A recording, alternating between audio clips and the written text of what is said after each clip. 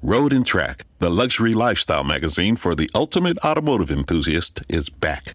Bigger, bolder, and better than ever. The magazine that's been around for over 100 years is now supersized and takes readers on an unforgettable ride with every issue.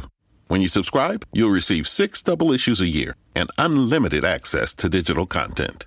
Hop on in by visiting roadandtrack.com/Pandora. Homemade chili is a quick and tasty family meal with Meyer brand. Start with a 28-ounce can of Meyer crushed tomatoes, a can of black beans, and a pouch of our authentic chili seasoning mix. Combine and simmer for about 20 minutes. Top with Meyer shredded sharp cheddar cheese and a dollop of cool and tangy all-natural sour cream. Then serve with crisp Meyer Select Saltines. Discover big taste and bigger savings when you make it a family chili night with Meyer brand. The following is brought to you by the Social Suplex Podcast Network. Hello, this is Zack Sabre Jr., New Japan Cup winner 2018. And you're listening to Keeping It Strong Style with my mates. Enjoy. Yo, this is Rich Latta from One Nation Radio. This is brought to you by the Social Suplex Podcast Network. We present to you the Ace of Podcasts, Keeping It Strong Style. Let's go. It's the Ace of Podcasts, Keeping It Strong Style. Covering New Japan, they ready to hold it down. Jeremy Donovan and the young boy Josh. Come and hit a job out and bury all the frauds. From the Tokyo Dome over to the G1. Social Suplex is the network where we can get it done. I'ma chill and let them have it, cause this is just an intro. Keeping the strong style, 6 stars from the get-go, boy. Yeah, from Tampa Bay to the Tokyo Dome, this is Keeping It Strong Style with your hosts, Jeremy Donovan and the young boy Joshua Smith. And thank you for listening. Welcome to Keeping It Strong Style, the ace of podcasts on the Social Suplex Podcast Network. Jeremy Donovan here with Chris Samsa of SportOfProWrestling.com. On today's show, we'll review G1 Climax 31, nights 11 through 14, answer listener questions, and cover all the latest news in the world of New Japan Pro Wrestling. You can support our show by subscribing and following the Social Suplex Podcast Network or Keeping It Strong Style on the podcast app of your choice and leaving a rating and review. You can also get all the podcasts and columns over at socialsuplex.com. Check out our Pro Wrestling Tees store, prowrestlingtees.com/socialsuplex. That's where you can get your official Keeping It Strong Style t-shirt. If you enjoy this podcast, please consider making a one-time or monthly donation by visiting socialsuplex.com/donate and clicking on the donate button under the Keeping It Strong Style logo. This week's episode is brought to you by the NJPW EXT, the only browser extension for NJPWworld.com. with features like dark mode, improved translations and layouts, custom and shared playlists, synchronized viewing parties, and much, much more. It takes NJPW World to the next level. You can visit njpwext.us today for details. And like you heard, I'm joined by my man, Chris Samsa. Chris, how you doing, man? I'm good. G1 season. I'm awake. I'm alive. We're doing it. We're going to make it. It's going fast and furious. We're, getting into the home stretch here, man. Home stretch. Yeah, this is the fun. We're in the business end, as I guess Joe Lanza would say. But yeah, we're in the business end of the tournament. Everything's been good. Well, maybe not everything, but it's been a good tournament so far. We're going to talk a lot about it. But I feel like I'm going to make it to the end. Again, I'm going to conquer another G1. And that always feels good. Yeah. Young boy out again this week. Should be back next week. The crew should be back together. And the band will be back together next week. But like I said, I got Chris here. We're going to run through G1. Got a lot of great stuff to talk about. But first, we got to talk about some hot news. Hot off the presses. Minoru Suzuki, the king, Murder Grandpa, king of GCW, is going to be taking on the American Dragon, Bryan Danielson, this Friday on the Rampage buy-in, 9 p.m. Eastern, free on YouTube. Chris, we got a question about it from Dom Hobie 101. Thoughts on Danielson versus Suzuki happening this Friday? I mean, why? Like, in the best way. In the best way. Why? I was just telling Jeremy, I was pulled into my garage after going to the grocery store for my my Liquid Death sparkling water. It's my drink of choice, if you will. But I pull in the garage and I do a quick check on the Voices of Wrestling Slack right before I have to go handle the homestead, and I see this post that just says Dragon versus Suzuki, and I was like, excuse me? And then I scroll up and I found the news and the tweet, and I had nothing more in me but to just say, what the fuck? Like, okay. I mean, what a match to just like have in your back pocket and to pull the trigger on, ready to go for a YouTube thing. I mean, I'm sure they asked TNT if they could get a half hour early or whatever, but it's not going to work out. And I mean, here's the thing. Wars in wrestling, like wrestling, Monday Night War, this thing with AEW, it's good. It's all good. It's good for wrestling. And not just good in America, right? Because like these guys are going to want to, people are going to see Bryan Danielson versus Suzuki, and they're going to think, how do I fight Minoru Suzuki? Right. And they're going to say, oh, okay, he's associated with New Japan.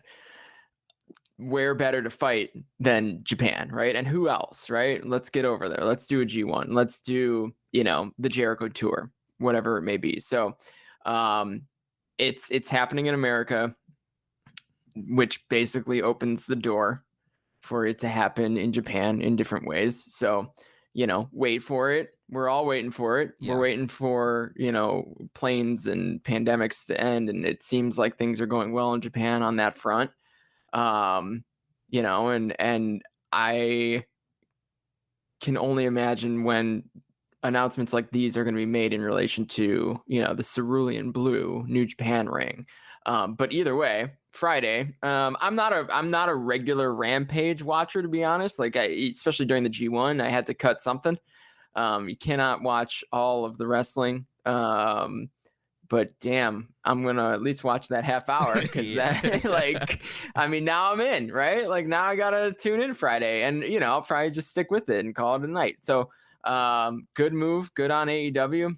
Good on Bryan Danielson, who knows who made the recommendation, but yeah, let's go. I'm for it. Yeah, I'm definitely for it. And, you mentioned about the popularity of wrestling helping everyone, the old saying, a rising tide will raise all ships. And so, as wrestling gets hot one place, it's going to be good for all promotions. And yeah, this Danielson Suzuki dream match is going to be incredible. Bryan has talked about wanting to work New Japan. There's the rumors that, for his WWE deal, if he could be able to work New Japan, that'd be, an incentive for him to stay. And so obviously Tony Khan's like, hey man, I'll bring New Japan to you in the time being during this pandemic. I'll bring Suzuki. I'll bring in, former IWGP Junior Tag Champ Bobby Fish. I'll bring these guys to you. So that's what we're getting here. I know there's a lot of fans complaining about hot-shotting or why are they trying to compete and go head-to-head with SmackDown and blah, blah, blah, blah, blah. But, dude, it's Bryan Danielson versus freaking Minoru Suzuki. I mean, weird flex, but okay, right? Like, it's fine. Who cares? Someone asked, someone trolling on Twitter, they asked, what's the story? I mean, the story is two of the greatest to ever do it in completely different ways, kind of, I guess, doing it in the same ring together on television. I guess we'll call YouTube television, whatever. Yeah. And not in some maybe there's a fan cam of their 2004 match somewhere, but no one's found it. It's Bret Hart and Tom McGee. But I mean, it's fine. It doesn't need a story. The story is these guys are two of the best, and there's an opportunity to put them in the ring together, and they're going to do it on a big stage. And that's sweet. I mean, Suzuki's only going to be in the U.S. for so long. The stars are aligning, perfect timing. Suzuki's been on AEW television several times now. This is just a big matchup that you capitalize on. And, he's not a regular member of the AEW roster. So, and they bring guys in all the time for dark tapings. They bring in, they brought in guys like Leo Moriarty and guys like that just get random matches. There's no story there. It's just two guys competing to see who's the best, fighting for a spot on the roster, trying to move up in the rankings. Like Bryan, he's trying to get more wins so he can face Kenny Omega again.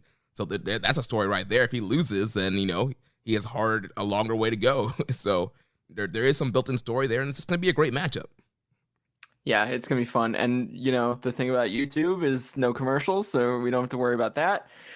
Maybe is this the real Suzuki incident? It may be, right? Yeah. I mean, the Moxley match was great. It was a budget version of their match in New Japan. So this, on the other hand, I think is going to get every ounce of energy that they can put into it, because, I mean, you want to hope that someone like Bryan Danielson wants to come over and do some New Japan stuff. Like we've heard that, he's said that. We know everything that you have already said about that, but who knows, right? So maybe some of these guys do need to come to him, because, going to Japan for an extended period of time, like, that's a challenge, and he's a family guy, right? And honestly, he's becoming really important to this AEW product. So, it's kind of like Jon Moxley before the pandemic. It becomes a little bit more challenging to get to Japan for extended runs. Now, I think they've got enough star power at AEW now that some of these guys can bounce and do a full tour, or, even a full long weekend or a couple of weeks or whatever it may be. But,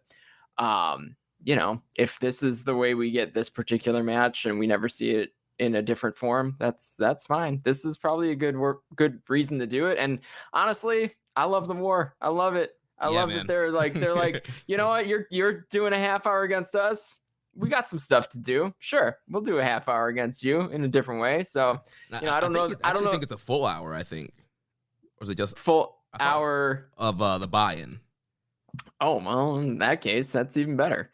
I might have seen that wrong, but I thought it was a full hour. But they're also doing Bobby Fish versus Lee Moriarty on that buy-in. It's at least an hour of head-to-head, because SmackDown went half hour over. Gotcha. Or is going a half hour for their super size. So it says TK says they're going live at 9 p.m. Eastern time on YouTube. Oh, okay. So that's an hour. Yeah. So not 9 to 10. So they're gonna have plenty of time to have. Let's go. Yeah. A quality matchup. 30-minute draw. That's Bryan Danielson's AEW gimmick. 30-minute draws. Yeah, I'm excited. It's fun. I love the news cycle when it comes to, like, people announcing matches like this in a way that's exciting. Like, that's exciting to me. Like, rumors and like, none of that really does anything for me. I'm not a Scoops guy. I'm not a Fightful Select subscriber. No offense, Sean. Really nice guy. But, like, I don't need the backstage stuff. But, like, when someone announces a match like this, like, that's the exciting stuff. And, I guess maybe that's me, keeping it in the ring, or keeping it kayfabe, or whatever it may be. But this was an announcement that got me, and I was like, and you know what? I was kind of grumpy today, because my White Sox, they had a rough day against the Astros, and it's the end of the line for a White Sox team that I have high hopes for in the future. But I was driving home a little grumpy, and this got me smiling again. Let's lift the spirits, man. TK, hey, man. That's what they do. Feel good, man. They're the babyface promotion of the time right now. Yes, loving it. So that's good stuff. Looking forward to that. So that's Friday on the AEW YouTube, the buy-in for Rampage, 9 p.m. Eastern time. Danielson, Suzuki, Bobby Fish, Lee Moriarty, two really good matchups there to get you into Rampage.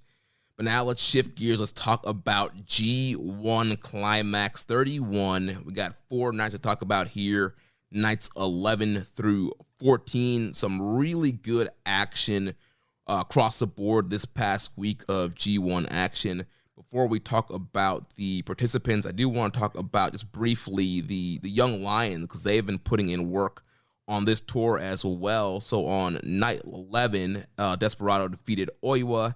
On night 12, Desperado defeated Fujita. Then on night 13, there was a tag match with Despi and Kanemaru defeating Fujita and Oiwa. And then on night 14, Hiromu defeated Oiwa.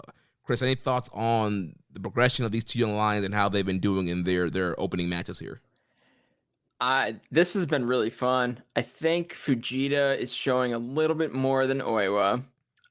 Just, right off the surface, I think he's just got a little bit more to work with. Not any knock at Oiwa. I mean, neither of these guys is ready for anything more than what they're doing. But it's not that, usually young lions don't get into the ring with, the pros, I guess, or the full on roster members for a little while at this level with this much consistency on a G1 tour. So it's I don't want to say that they are being fast tracked or anything of the sort, but these guys, they look good. They look like they're ready for this spot, and they're ready to keep jumping in. And, I think if you build out the story, one of them is going to get their first win probably against the other at some point, and someone's going to establish, who's the top dog. But these guys, they look good, and they've looked good in there with everyone. And I think the Heromo matches are maybe the most interesting, but that might be because I'm the most familiar with Heromo in the ring. Yeah. So the Oiwa match today was, Hiromu held nothing back. Dude, he laid into him, man. Yep. Dude, poor Oiwa, his chest was like beat red. Yep.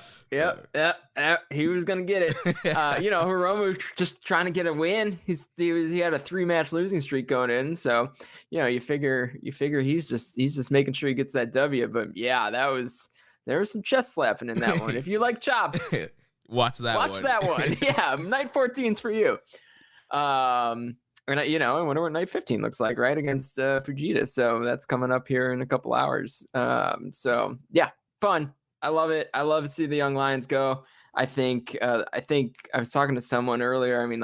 If you look at all the young Japanese talent, no one really knew what was coming after Tsuji and Yumura, right? And Kid, right. I guess Kid's over there, or he's somewhere. He'll be back. But after that kind of group, no one knew what they had. And, Fujita and Oiwa give me a lot of hope. And I think Nakashima looks like he's about ready to come back. He was carrying Tanahashi to the back. He's been ringside for the whole tour. So you figure he's almost healthy again. And maybe they're just letting him, recover and or just everything go quiet and figure out how to introduce him in this young lion group too. So, but they were obviously really excited about him too. So I think we're going to see, the future is bright again, with another group of young lions. We got a couple years with these guys before they go off on excursion, but this is a really, really cool way for them to start their career. Yeah, I think both guys really continue to impress here. We mentioned that, during their debut match, it seems so far ahead for the level that they're at, with the experience level they're at, and just you can tell their amateur wrestling is great, and just the way their grappling has been. And usually you kind of wait a while before young lions to really fire up and kind of kickstart a match. And with all these guys, I feel like from the opening bell, these guys are like in the veterans' face, like they're pushing forward and really aggressive, really intense. That's been good to see as well. And so they're making some great progression here. And yeah, it's going to be great to see them mix them up with more and more veterans. It'll be interesting to see if, what happens, tournament seasons, if these guys can kind of slide into some open spots with the pandemic still going on. It'll be interesting if that happens. But yeah, really thinking this stuff, like you mentioned, the Hiromu Oiwa match, that was a brutal one. But yeah, good stuff there. So now let's move on and talk about the participants here. We'll start in the A block, and we'll start at the top of the block with the Golden Star Kota Ibushi, who is now in first place, 12 points, 6 wins and 2 losses. On night 11, Ibushi defeated Tangaloa, 13 minutes and 46 seconds. And then on night 13, Ibushi defeated the Great Okan, 20 minutes and 22 seconds. Chris, what have you been thinking about Ibushi this past week, his tournament overall, and then these 2 matches here? All is right with the world when Kota Ibushi's at the top of the block, headed into the kind of tail end of the tournament. He's only got one more block match left. So that, the Naito forfeit thing, makes everything so a little bit more complex, which is fun for me, because I thrive with complexities of block tournaments. So I'm thriving. But yeah, so the thing I recognized and thought of just now is that tomorrow morning would have been Ibushi versus Naito. I believe. I think that was the main for this in Sendai, and that's probably my favorite go-to New Japan matchup. So I am suddenly sad again. I'm in a roller coaster of emotions. Yeah, we're going today. Up and down here, man. Yeah. So that is not happening. But I think Ibushi if the story is that Ibushi needed to get his legs under him and then, show up as Mr. G1, modern Mr. G1. Yeah.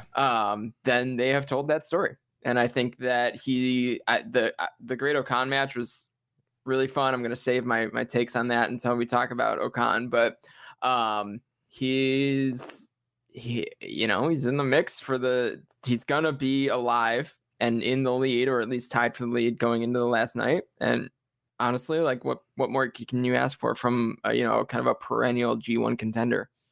Yeah, I thought they set the stage really well with the opening of him losing the Yujiro and then him having to, fight back, get his win back and kind of get back to full Ibushi form. And we saw a lot of that, in the previous week where he faced off Shingo in that big main event and got that win there.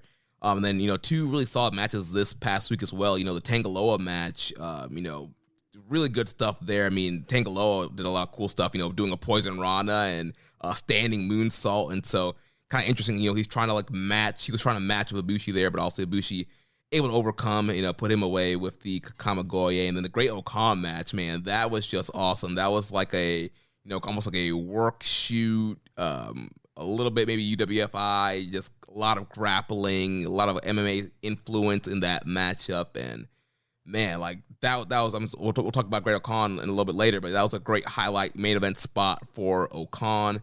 And it wasn't just Ibushi making Okan look good, but Ibushi looked good in that match as well. And that was a big win, getting Ibushi to 12 points. And, a guy who started at the bottom of the block, he's, the top dog right now going into the last few nights here, 12 points. And he does have a lot of guys, nipping at his heels.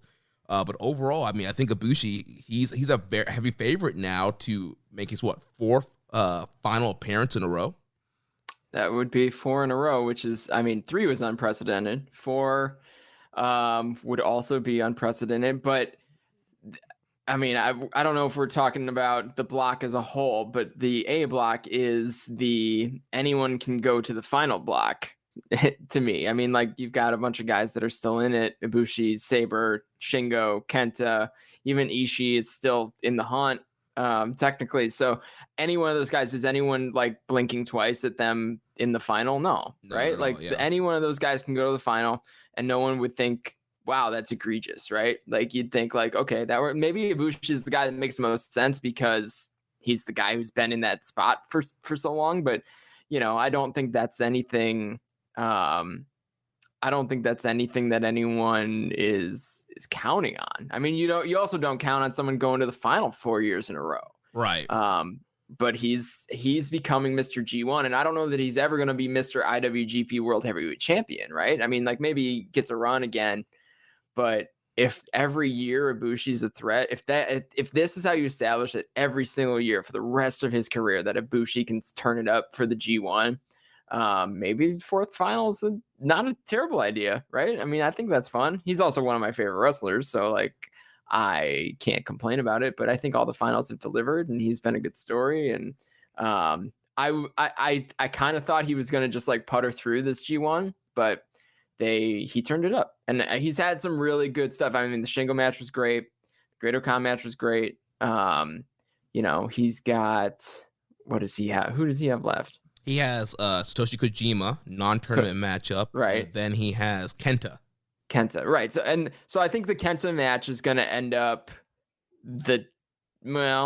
probably the determining match in one way or another. Right. It could either be the main event, winner takes all, or it could end up if Kenta loses before he goes to Ibushi. It could be Kenta spoiling Ibushi. You can have that situation, or a situation where Ibushi has to win and somebody else has to lose, kind of thing. So a lot of different interesting scenarios to make that final A block night very interesting. Yeah, and the Kenta match should be good too. That's only going to add to Ibushi's tournament. So I think Ibushi's had a better than advertised G1 as it's gone along. Yeah. Well, we got 3 guys here at 10 points, all nipping at Kota Ibushi's heels. We'll talk about the first guy, the current IWGP World Heavyweight Champion, the Dragon, Shingo Takagi, 5 wins and 2 losses. On night 11, Shingo defeated Toro Yano, and then on night 13, he defeated Tangaloa, 19 minutes and 8 seconds. Shingo, I mean, if Shingo can just snag the belt before every year's G1, so he's got a target on his back, and we can get kind of, 8 or 9 22-minute Shingo Takagi, 22 to 30-minute Shingo Takagi matches, is anyone going to complain? I'm not. Right. Like, this dude is, I mean, he shows up no matter what. There's a reason he's kind of there's a reason he's a champion in New Japan, but also there's a reason that he's the guy that has kind of been able to bypass some of the, I guess, internal politics of who gets to be champion in New Japan as an outsider who was developed somewhere else and did a long, career somewhere else, and then came into New Japan and is having a good run as champion. It's because he's so good, so charismatic, so, he will give you the best he can in a match with Toro Yano or Tanga Loa or Ishii or Naito or Yujiro. Like, Shingo shows up, and he shows up like a champion. And, he's, over the last 90 days, he's had like a singles match every 8 days on average. And obviously that's even more during the G1, but like, that is the time he's been the champion. Like, that's a lot of wrestling at that level, at the level of the IWGP World Heavyweight Champion. And I haven't seen him lose a step. The man is good. And his G1's been good too. I mean, again, you put a target on Shingo's back and you give everyone something interesting to go after. And it's been really good. And his two losses, Ibushi, Zack Sabre Jr., if those are only setting up just the title match, or maybe a Power Struggle or Battle in the Valley, or World Tag League Finals, cool. Like, those are good matchups too. I think that's always an interesting thing to pay mind to with the champion in the G1.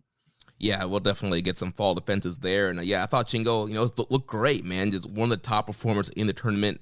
This past week, he had Toro Yano on 11, and, they kept it relatively short. It was your typical Yano kind of like some blindfolds involved, but, eventually Shingo put Yano away really quick, got some 2 points there, and then the Tanga Loa match was just a very hard-hitting. Shingo doing a great job of making Tanga Loa look good and giving him a lot of offense in the match. It was a really scary spot where Tanga Loa went for like a super power slam. I thought he was going to try and do a super ape shit. But then he was going for like a super power slam and kind of slipped, but luckily Shingo landed all right. That's the second time that somebody almost tried to kill Shingo off an avalanche maneuver there, but rebounded from that, and Shingo was able to use some junior offense, busted up a Hurricane Rana off a powerbomb attempt, and then finally was able to put Tanga Loa away with the Lasso Dragon, dropping Tanga Loa right on his head. Luckily, he's a Tongan and has a hard head. Yeah, he took that fine. He seems like he's gonna be all right. Yeah. So a solid week here for Shingo. And he's gonna be fighting really hard in the last 2 nights. So he has on the show Wednesday morning, as you're probably listening to this, he has Great Okan. And then on night 17, on Monday, October 18th, he has Yujiro Takahashi. Yujiro, yeah. So, I mean, does Yujiro sandwich his G1 with upsets of Ibushi and Shingo? Probably not, right? So I have a hard time. That's a lot. Yeah, Yujiro pinning the IWGP World Heavyweight Champion. If Shingo was never champ or Shingo was not a champion, sure, I could see him, low blow, big juice, pulling off a sneaky win. But Shingo's a champ, man. He can't eat a loss to Yujiro. So, Great Okan, right? I mean, like, I guess you could get Shingo out of here with tiebreakers, and I don't know how deep we want to go in with that, but you got to figure he's got to drop one of these. And I guess maybe Okan, maybe that's Okan's signature win of the tournament, because Okan's wins have not been, he beat Tanga Loa, Toro Yano, and Yujiro. So, like, he needs that big win, and maybe that's coming up in a couple hours here. Yeah, and they've been giving him a lot of main events on this tour as well. So you can kind of see they're kind of grooming him to be a top guy, a main eventer. So, big win over Shingo and it's spoiling Shingo and really stopping Shingo, making Shingo have to work really hard to tie in the final night there. So I could see him beating Shingo, getting himself up to 10 points, which is a reasonably good for somebody in their first G1 towards the top of the block here. And then Shingo would have one more match to get to 12 and potentially, tie. If he ties with Ibushi, Ibushi has a tiebreaker over him. Right. So Shingo's going to be in the mix going into that last night. He's not going to be. The only people that can be eliminated on the Wednesday morning show are Ishii and Yano. Everybody else at the top of the block, so Ibushi, Shingo, Zack, Kenta, they're all going to be alive going into the final night. So the chances that Shingo loses this match to Great-O-Khan are probably pretty high. Like, this is the match to lose then at this point. Otherwise, I think what you got to keep an eye out for, if Shingo wins, I think you're looking at, you got to just, we start to dig into tiebreakers, because I don't think Shingo's winning the block. That's just my gut. Yeah. Like, if Shingo wins, then Ibushi would have to get the 14 as well, and then they do the tiebreaker, and Ibushi goes in. Right, exactly. Or Zack. Yeah. Or Zack. So, or they do a three-way. And that, I figured that out the other night. I don't remember how that plays out. We can't go that far into it right now. I feel like for G1, they tried to make it as less complicated as possible. If this was the only three-way that would work really, I think, is Zack, Shingo, Ibushi, all at 14, because then Zack goes through based on having beaten them both. Yeah. That's a really clean three-way tie. Like, you're not going to get a 1-to-1 unbreakable three-way tie. Like, right. It's not going to be Super Junior Tag League and you have to do a triple threat final. This is not Dragon Gate, so we're not going to have a rumble. Round robin.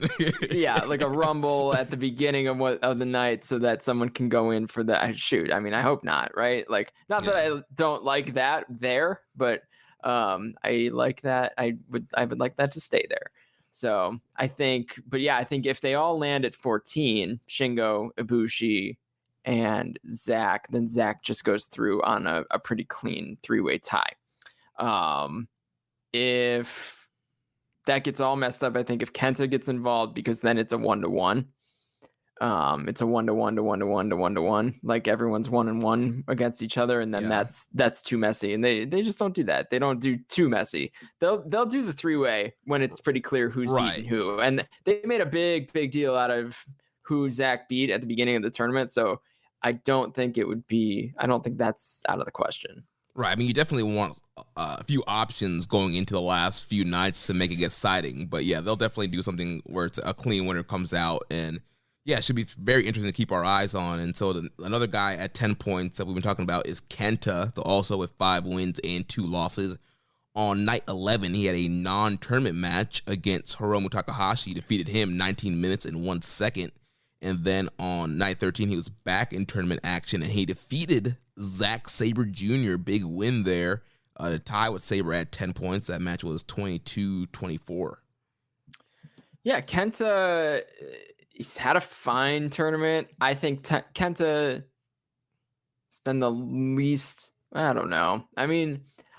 I want vintage Kenta. You kind of got it with the Zack match. Like, that was much more than the rest of the tournament. So if you need that itch scratched for vintage Kenta, Noah Kenta, as Zack said it, I think, that's a good match to tune into. Like, those two, they have great matches. Like, they're so good together. Yeah, I think easily, this was Kenta's best match of the tournament. And Kenta, he has had to do a lot of smoke and mirrors, a lot of turnbuckle spots, and a lot of shenanigans, because also his body's broken down. But the one thing he can do really well still is deliver some vicious strikes. And he was just slapping the crap out of Sabre in that match and hitting him hard. It was one spot where he slapped him so hard the ref was checking to see if Sabre got knocked out.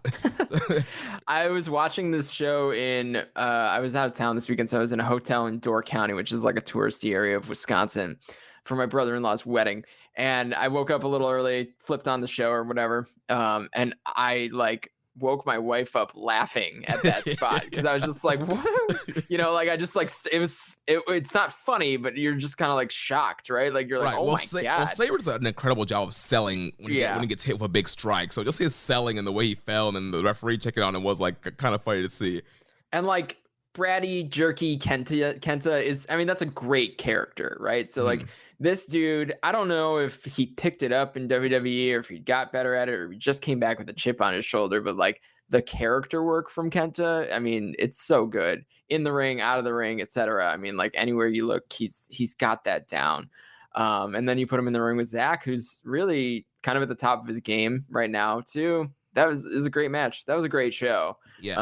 Overall, I'm glad I kind of, accidentally woke up early to watch most of it pretty much live. But the Heromo match was good too. Heromo, kind of a dream match in a way. You have this like the Ace Junior from Noah facing off against the current Ace Junior of New Japan. Yeah, and love to see Hiromu mix it up with the heavyweights. Gotta wonder if that's the direction we're really heading, right? I think everyone talks about it a lot, whether he can get, establish himself in that way. But yeah, I mean, that was fun too. So yeah, I think Kenta kind of having a low key good tournament. I know that they're doing a lot of this turnbuckle spot, and I think they're trying to establish it, which makes me think maybe he's headed to the final. Kenta in the final wouldn't bother me. I don't know that that's the most exciting match for, Okada, whom I believe is going to end up taking the B block, but I think it could be good. I have no issue with it. I just don't know that he's as believable as a couple of these other guys to get it in there and mix it up. Yeah, so he has Tangaloa on night 15, the Wednesday show that's airing now, as you guys are probably listening to this. And then he has on night 17 on Monday, October 18th, he has Kota Ibushi. Yeah. So, I mean, I think he can beat Tangaloa, which would bring him to 12. So then you would have both Ibushi and Kenta at 12 facing off on night 17. And Kenta's got tiebreaker on Zach if it ends up being a two-way tie. And then if he beat Ibushi, obviously he would have tiebreaker on Ibushi too. So he's got some valuable tiebreaker chips to cash in if he needs to. Yeah.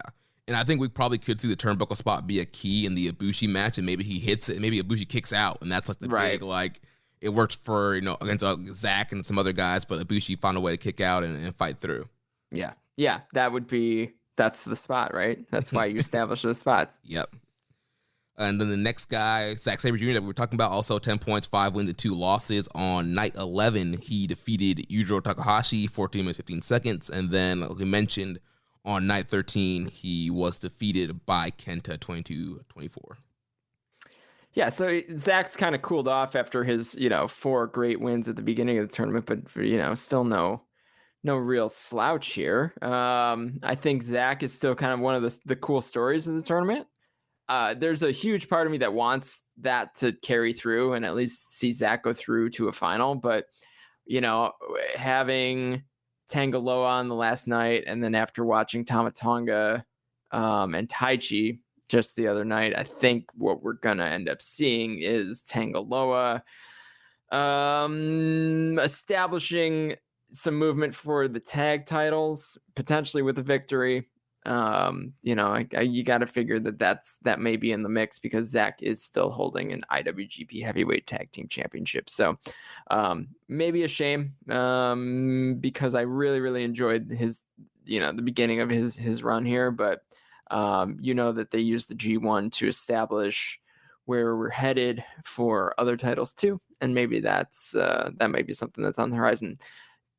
It doesn't have to be though. I don't think. I think they could establish that in a different way and still send Zach through, which I think would be preferable to me. If I'm booking it right now, based on the hot hand, I send Zach into the final. Right, especially if he's going to lose anyway, because the winner's probably coming out the B block, so you could have him go through. He loses. I mean, Tama Tonga got the win over Tai Chi. You could still claim for a tag title match, and I mean, that's probably not going to happen immediately anyway. World Tag League's right around the corner, so if GOD is going to get a title shot, they'll probably earn it in the World Tag League. So I don't think you would have to, unless you're going to do a tag match at Power Struggle or Battle in the Valley or sometime in the fall before Tag League, I don't see a reason why they would really need Tanga Loa to beat Zach when Tama Tonga already beat Tai Chi. I think if you're going to be on Battle in the Valley, I think that basically excludes them from Tag League, though. That's true. Yeah. So maybe you're looking at Power Struggle, which is just the week before that. A tag match at Power Struggle would not be surprising at all. So right. Yeah. I don't know. It's without the schedule being kind of classic, right? Summer G1, and then you got whatever as you go, but everything's kind of compressed here at the end as they try to set everything up and put the pieces in the right place as you head towards 3 nights of Wrestle Kingdom. I think maybe they're gonna quote unquote hot shot a tag team title. It's not a hot shot, it's just a quickly run match at Power Struggle. So that wouldn't shock me at all. Yeah, we'll see. He's got Yano on night 15, which could be a winnable match that could bring him to 12. And then, you mentioned that he's got Tanga Loa on night 17. So I think I could see him getting into 12 on that final night. And then, I could see Tanga Loa being a spoiler and stopping him, especially if Ibushi is going through and you have Ibushi and Kenta, if they're both at 12 and that's the final match. I'm leaning towards Tanga Loa. I don't want it to happen, but I think, like you mentioned, they're probably going to want to drive home that tag title thing, and Tanga Loa is probably going to beat Zach here. Right, and if Zach's going to go through based on winning against Tanga Loa at 14, right, a tie at 14, basically, in most scenarios, Zach goes through. You're not headlining the match at Yokohama Budokan. You're not headlining that card with Zack Sabre Jr. versus Tanga Loa. Right. Like, that doesn't... But I'd be really surprised. They could still do Ibushi, Kenta. So if Zach's at 14, they can do the Tanga Loa match in the mid card. Zach wins, he gets to 14, and then essentially it'd be down to Kenta. If Kenta wins, then he goes through. If Ibushi wins, Zach goes through. True, but they usually there's in the past, what is that?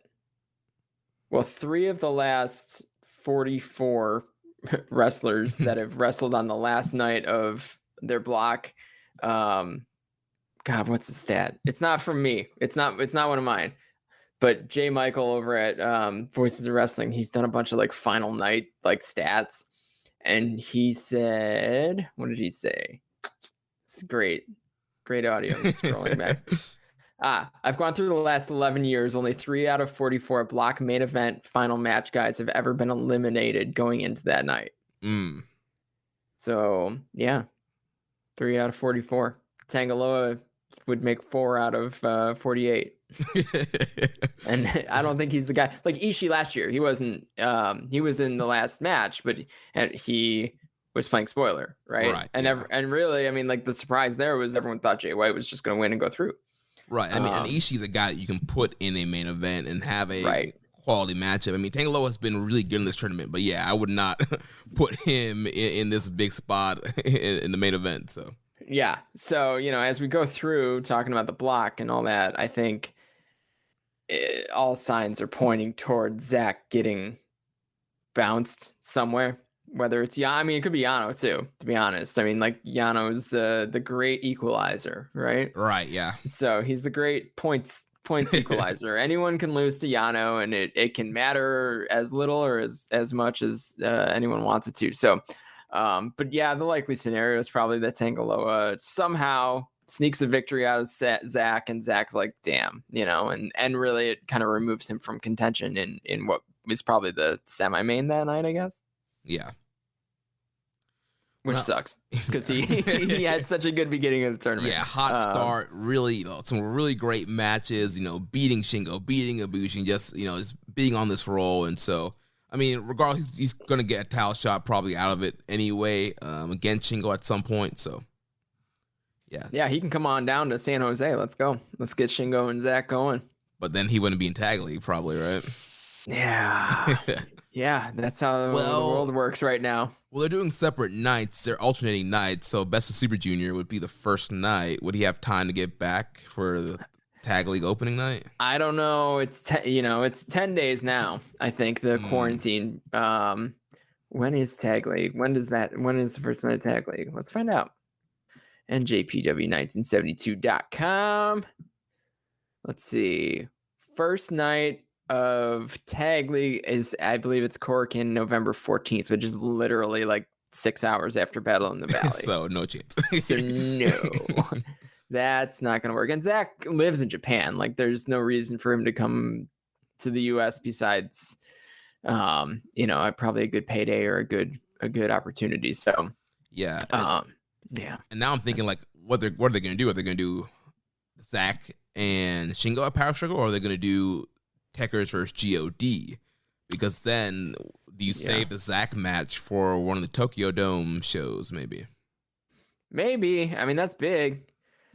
Yeah, because there's no time between this Tag League Best of Super Juniors tour and I guess what'll end up being Road to Tokyo Dome, right? The Best of Super Juniors Tag League tour ends December 15th.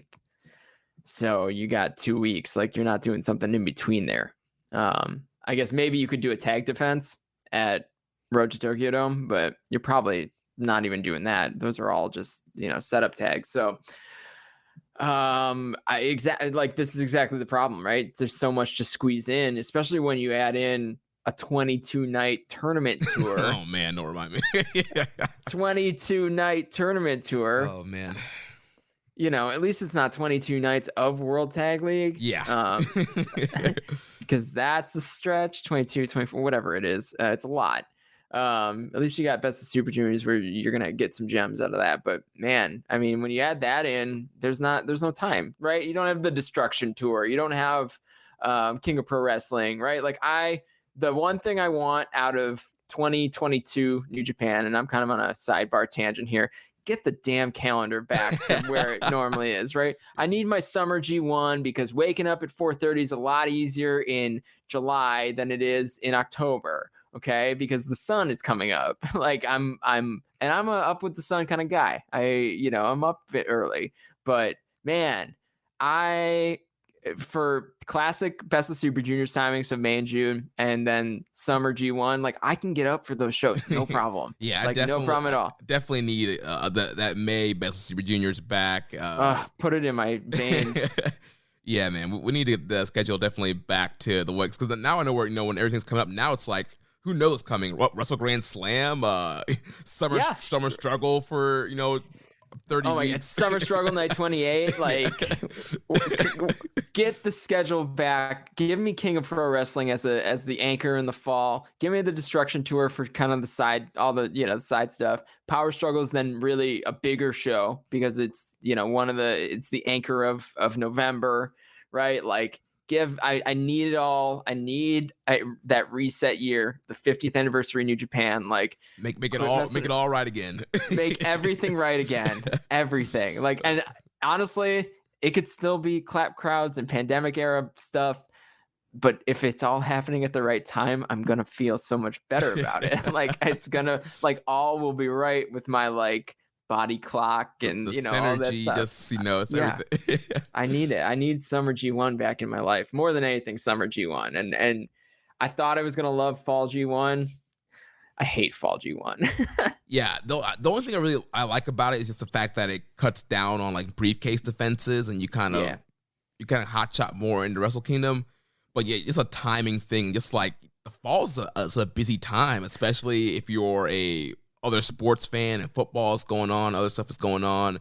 The holidays are getting ready to roll in. You're preparing for that. There's a lot going on in the fall, and so this makes it hard to keep up with. Yeah, and I think it would be different if they started it September 1st and went through, September 30th or whatever it may be, right? Like, that even is almost summer. But but there's something about July, August G1.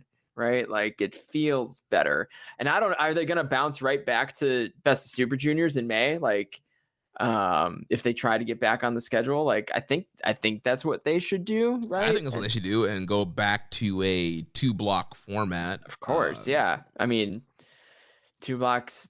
I mean, 2 blocks with a final is always better than 1 block with or without a final. I think this year it looks like it's going to be a 12-person tour tournament. Yeah.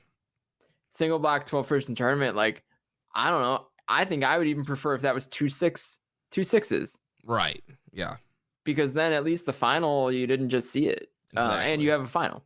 Yeah. So, but they're trying to give the fans their best shot out there, and I get that, but I don't know. I need some normalcy in my life, and I need New Japan to be the ones that bring it. Yeah, we're creatures of habit. We need, we're used to watching our Super Juniors in the spring, our G1 in the summer. So a little bit of Dominion in there, right? I mean, like, it makes Wrestle Kingdom feel really big because you haven't had a huge event. The G1 final is a huge event, right? Yeah. For New Japan fans. And you kind of go straight from the G1 final to a pretty short break, and the next big event is Wrestle Kingdom. I mean, like, that's the biggest of the big. So there's a reason the schedule is what it is, and has always been the way it was, and like, it's been successful for them. I know they're going to go back to it. Like, I'm preaching to the choir, I think. Yeah. I really just wanted to say all this out loud so that I can, I can victory lap when they announce the calendar at, one of the Tokyo Dome shows. So, but yeah, I mean, that's because, we're sitting here trying to book 2 or 3 post G1 title defenses, and Shingo's maybe going to get 1. And like, who do you put at Power Struggle? My bet would be Ibushi. My bet would be Zach gets passed over now. Yeah. Because of the timing. And so my bet is if Ibushi doesn't win the dang G1, now that's the other option. Ibushi wins the G1, and then he doesn't need to take an intermediate title shot. So, but my bet would be Ibushi's at Power Struggle, and Zach never sniffs it, unless he's the guy that challenges after Wrestle Kingdom, which could be a cool spot too. Yeah.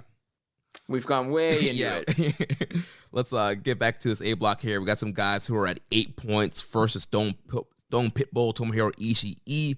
He's at 4 wins and 3 losses on night 11. He defeated the Great Okan 26 minutes, 26 seconds. And then on night 14, he had a non-tournament match. He defeated the Ticking Time Bomb Hiromu Takahashi 18 minutes and 13 seconds. Yeah, and he's going to kind of taper off into the distance here as he faces Yujiro and Toro Yano on the last 2 nights. So good tournament. You're not going to get any more like Ishii level matches, I don't think, from the Yujiro and Yano matches. So you can kind of start to think about what you think of Ishii's tournament as a whole. And I think that he's had a good tournament. I mean, like, he came out cold and then he won a bunch in a row, which is like the classic Ishii booking. Yeah. One way or the other.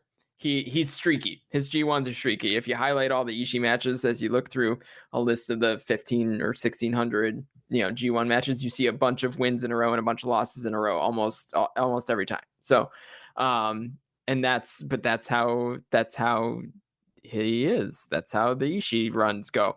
I think the Great Okan match was great. The Zach match was great.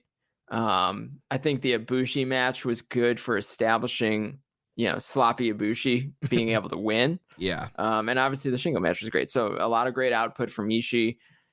He's going to get eliminated here somehow, probably. I would be shocked if he's the guy who goes through. But again, if that's how they want to play it, he could beat Yujiro and Yano, but I don't know how everyone else lands at 12. And I don't know how the tiebreakers land. So, but he's still in it. But yeah, I've enjoyed. I mean, who doesn't enjoy an Ishii match, right? Like, right. What's not to like?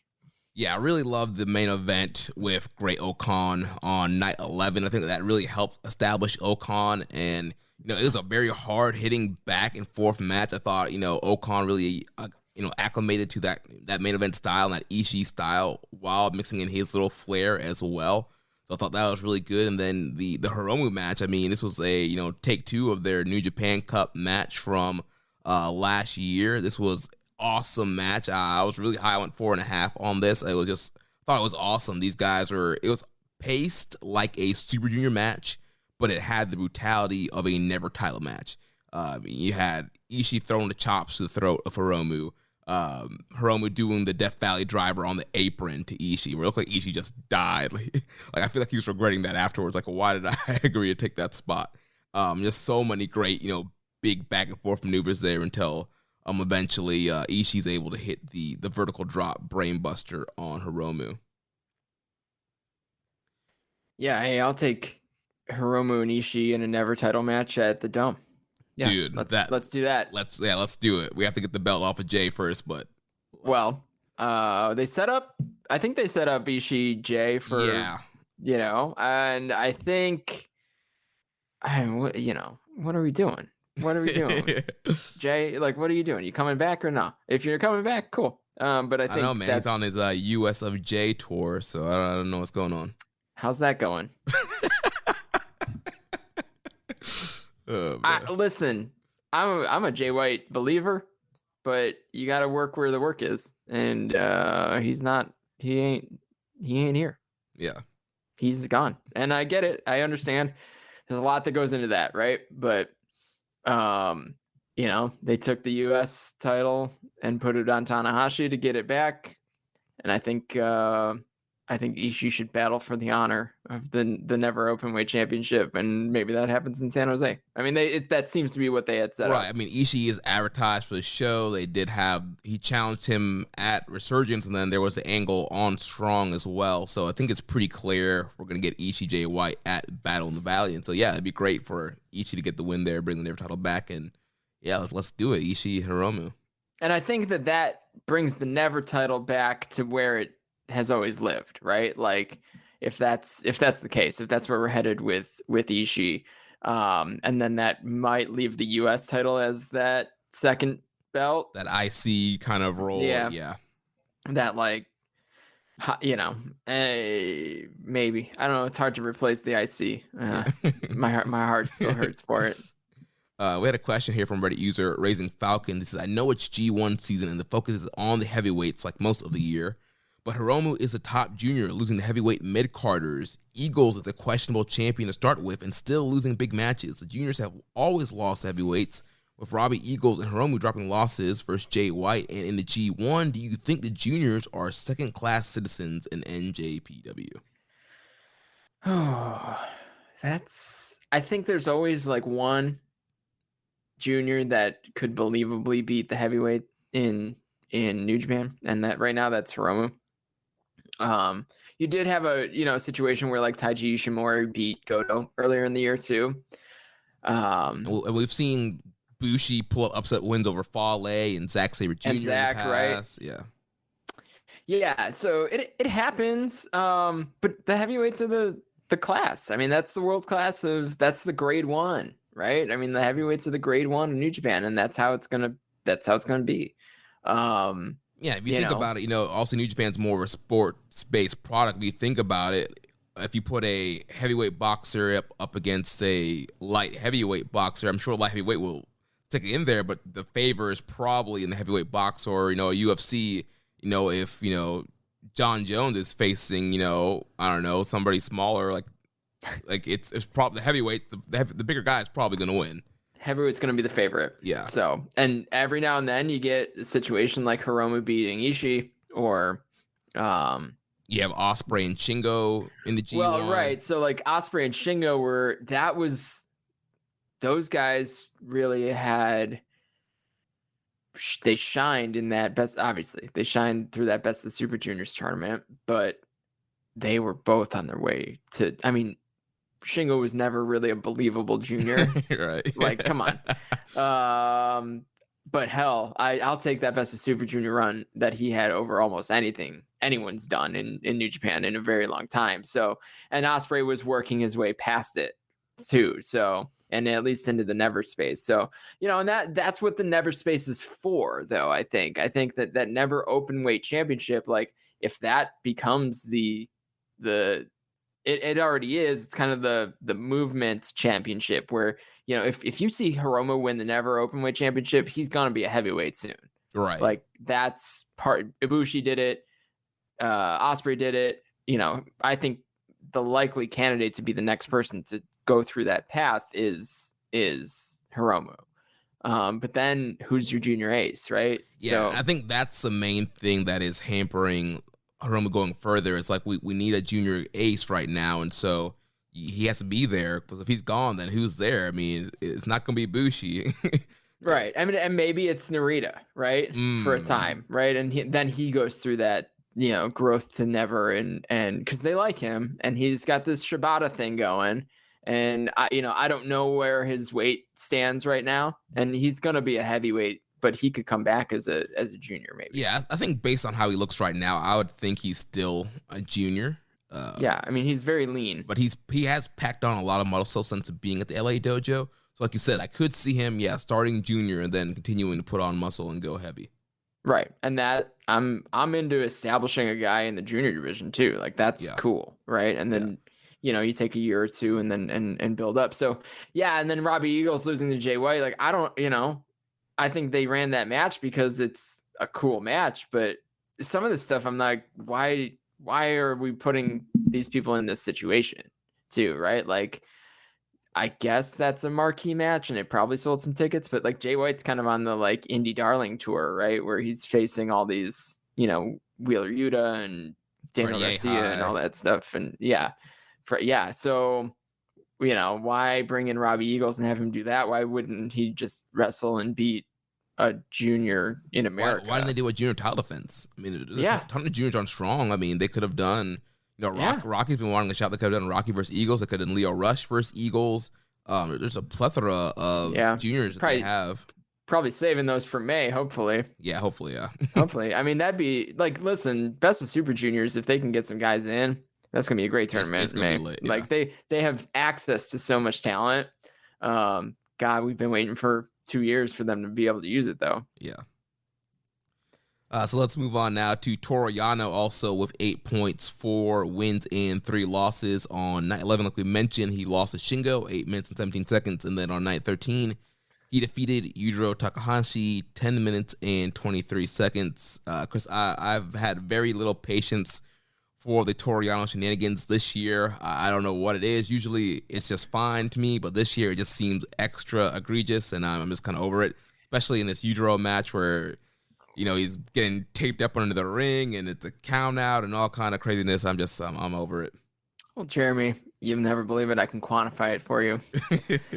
You're getting an extra 3 minutes and 21 seconds of Toro Yano matches just over last year. Oh, wow. And last year was his longest tournament in years at 6:01 on average for each match. We're getting an average of 9 minute and 21 second Toro Yano matches this year. The year prior, he was in the 4s, and the last couple of years before that, his averages were 4 minutes or so, a little over 4. So we're essentially getting from what you're truly used to, right? I mean, maybe even last year was a step up. It was a third longer. Now we're getting another half on top of that. And I think some of that's probably that they're filling time with the Naito injury and one less tournament match. And obviously Naito runs long matches.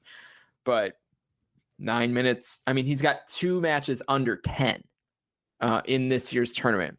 Last year, in total, there were 13 matches for the whole tournament under 10 minutes. He's got the only 2 under 10. So, I mean, average Yano match of 9:21 in a G1, it's too freaking long. Like, it's too much. Like, you can only, like the Ibushi match, the 4.5 minute Ibushi match. Perfect. Get in, get out, eat a Kamagoye. Beautiful. Goof around for a second. Whoever's going to win says, I'm not messing around. Knock him out, call it a day, right? That's the best Yano match I've seen in 2 years now, because they're stretching out these G1 matches and no one wants to see it. I think the Yano thing has kind of run its course because none of these opponents are fresh, right? Like, the last fun I had with Yano was G1 29. When you had a bunch of new guys facing off against Yano and Moxley, and it's funny, and you finally like all that matters. Stale Yano matches are not fun. This is not a Bushi Naito, right? Like, this is just Toro Yano doing the same stuff with whoever. I'm glad they pulled the trigger on a count out finally, like on one of these matches, and they usually do, I guess, in the G1. But when Yujiro got counted out, I was like, okay, well, that's the positive, is that they finally like just let someone die on the outside of the ring, like, and got to the 20 count. But man, I don't know. I'm with you. I think a lot of people are though. Yeah, and he has Zack Sabre night 15, and then he has on night 17 he has Tomohiro Ishii. So I mean, those are kind of losable matches for him. He could easily lose both of those matches, or he could easily be a spoiler in both of those matches as well. Yeah, and the thing about it is, like, Yano and Zach had this weird KOPW run last summer, really. The no corner pads match and all that. And like, I wanted to enjoy that because I thought Zach was kind of creative with it, and he went with it, right? But I, and I guess if this match were a little earlier in the tournament and I was a little less bogged down by 10+ minute Yano matches, I'd be like, yeah, this will be a fun one. I'm down. I'm out. Like, I'm just kind of tired of it. And like, the thing that sucks is I believe Yano could beat Zach and kind of ruin the tournament. And now he's got the wrong heat with me. Yeah, I have a feeling he's beating Zach. I could see him losing to Ishii, so Ishii can get his point totals up to 10. So, yeah. Moving on. So, last guy at 8 points, the Great Okan, 4-4. He is mathematically eliminated because he had Naito on the last night. So, no shot at him getting in contention to winning the block here. Still thought he had a really good tournament on night 11. Like we mentioned, he was defeated by Ishii 26-26, and then on night 13 he was defeated by Kota Ibushi 20-22. So the Ibushi-Okan match is my favorite match of this year's G1 so far. I loved that match. I thought the beginning was fun. I think the worked MMA style, and then eventually getting into the striking, and then Okan, the post match with Okan, the bloody nose, really recognizing that the G1 is hard, right? Like, that's kind of what seemed to kind of come to fruition there. I thought it was an awesome match. I think it told both guys' story as well as you could. Like, it was a great establishing match as you go through kind of the last third of this tournament, right? So it's my favorite match of the tournament. It probably, there's some other stuff that could pop up and maybe become that, but I loved everything about that match. I thought it was really, really great. Great Okan, kind of an accidental main eventer as we go, right? They didn't reshuffle the cards when they had to remove the Naito matches. They just removed the Naito matches. They didn't put something else in the main event spot because you had Ibushi Okan all of a sudden as a main event, or Ishii Okan as a main event. That was the main event that night, right? Yeah. So, and then now you've got, coming up here tomorrow, or as people are listening to this, or, whatever, you've got Okan and Shingo as a main event too, which wouldn't have been, because it would have been Ibushi Naito. So, accidental main eventer Great Okan has been pretty good.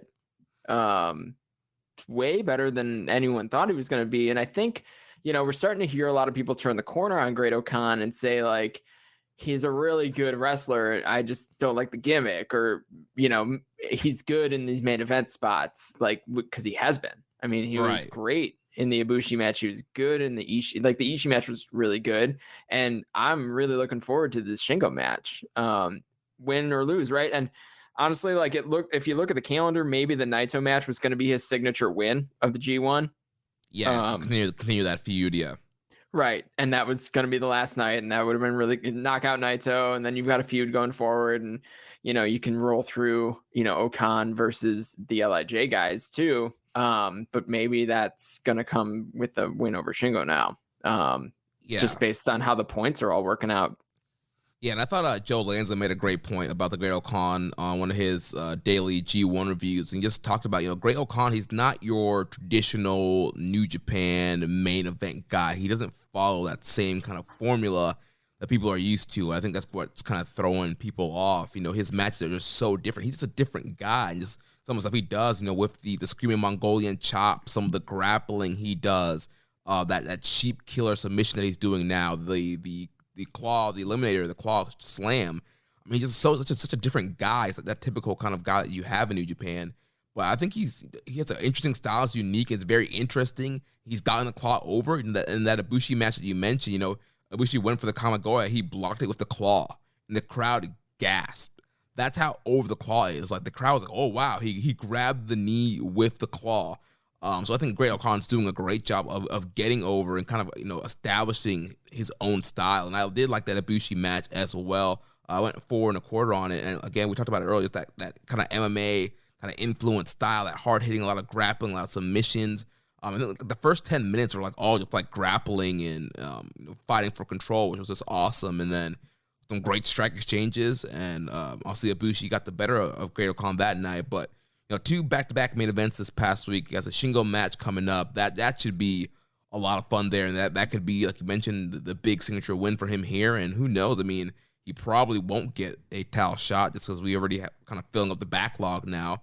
But if he can beat Shingo, that's still a big thing for him, probably giving him some momentum going into World Tag League. And then who knows, after Wrestle Kingdom, he could possibly be in line for a late winter, early spring title shot.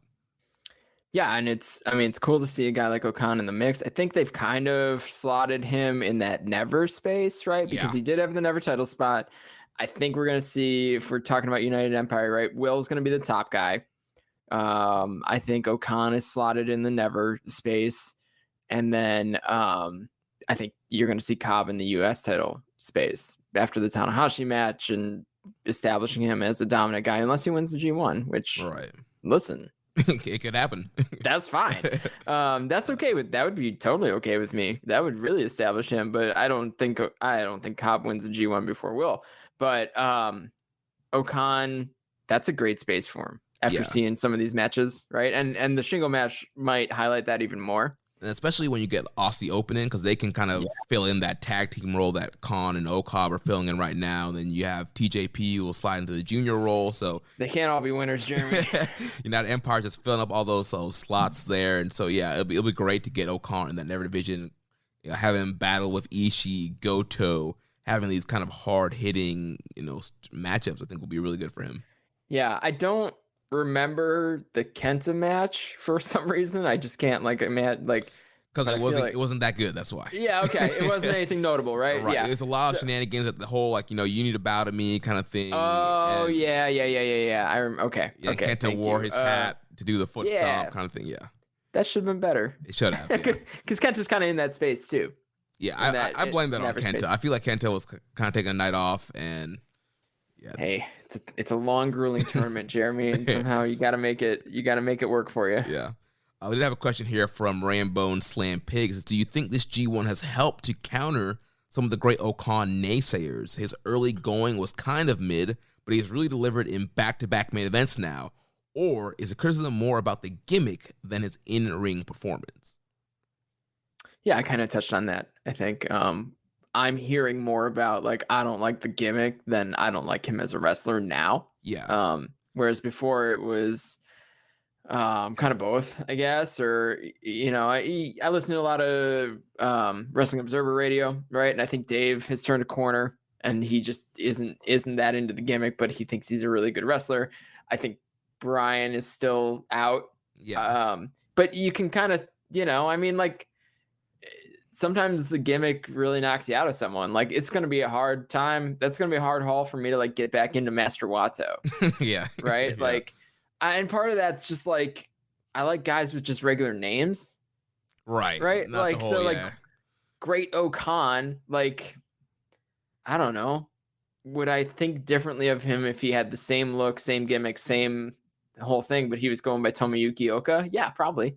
I'd probably have a different thought process than changing your name to something, regal, like Great Okan. So it all matters, right? You put it all together. But yeah, I don't think you can deny at this point that he's a good wrestler. He's a really good wrestler, and he does bring something unique to the table. Right. I think what we're seeing now is you have either people who are not watching the product and they're just following through GIFs and reviews. And so you might see a Great-O-Khan GIF that you're not a fan of, or you hear Great-O-Khan beat Ishii, or I mean, lost Ishii, but if Great-O-Khan is, he's doing good in a tournament or whatever it is, and you're just like, I'm not into Great-O-Khan, but you're not watching him have these good matches, these good main events, or you're kind of in that Dave Meltzer camp where you're watching the matches and you're kind of slowly going to be like, oh yeah, it's a gimmick that I don't like, but he's a good wrestler.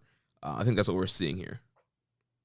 And I'm in the camp that I don't mind the gimmick, and he's a really good wrestler. So pro wrestling needs gimmicks, right? Yeah. Like I do get that. But I can understand the perception. And you can hear it in people's voices when they say like Great-O-Khan. Right. They kind of like give it a scoff.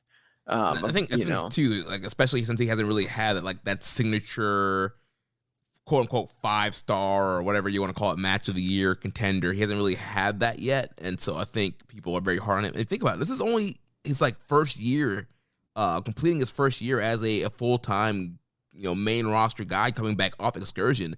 Not every young lion is Kazuchika Okada, where they're pulling the Rainmaker shock and winning the title right when they come back. Like some young lions, they take a while to build up and get them where you want, but I think in this past year he's done an excellent job, especially teaming with Cobb, but even in the single spots he's had, he's done a great job. And these two main events this past week were excellent, and the Shingo match should be excellent as well. So yeah, and he's had a good trajectory too. I mean, I think a lot of people thought he was going to come in and beat Tanahashi right at Wrestle Kingdom, and I think a lot of people thought he was gonna, but then he kind of bounced down, and he had the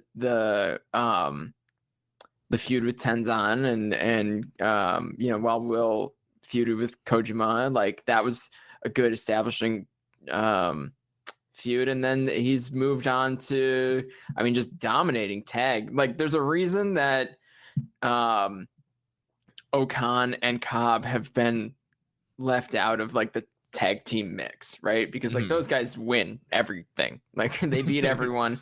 They have 1 million wins. These guys, they've been booked really strong, just like not in a featured space. And I think it's because they don't want that to be they don't want to be the tag team of the United Empire. With good reason, now that Aussie Open is kind of like, roped in. So, but man, I was kind of looking forward to them just like beating the hell out of everyone during World Tag League, but I don't think, based on his other bookings, I don't think Cobb's going to be in Japan for World Tag League. So unfortunately, I don't think we're going to get Khan on the Cobb for World Tag League. That's a Joel Abraham. I can't take credit for that one. Shout out to Super J Cast. Yeah. Khan on the Cobb is about as good as it gets. Well, let's move on here. We have some guys here at the bottom of the block. So 2 guys with 4 points here. First guy, Tangaloa. He's 2-5. He's eliminated. No shot for Tangaloa here. Night 11, like we mentioned, he lost to Ibushi. Night 13, he lost to Shingo Takagi.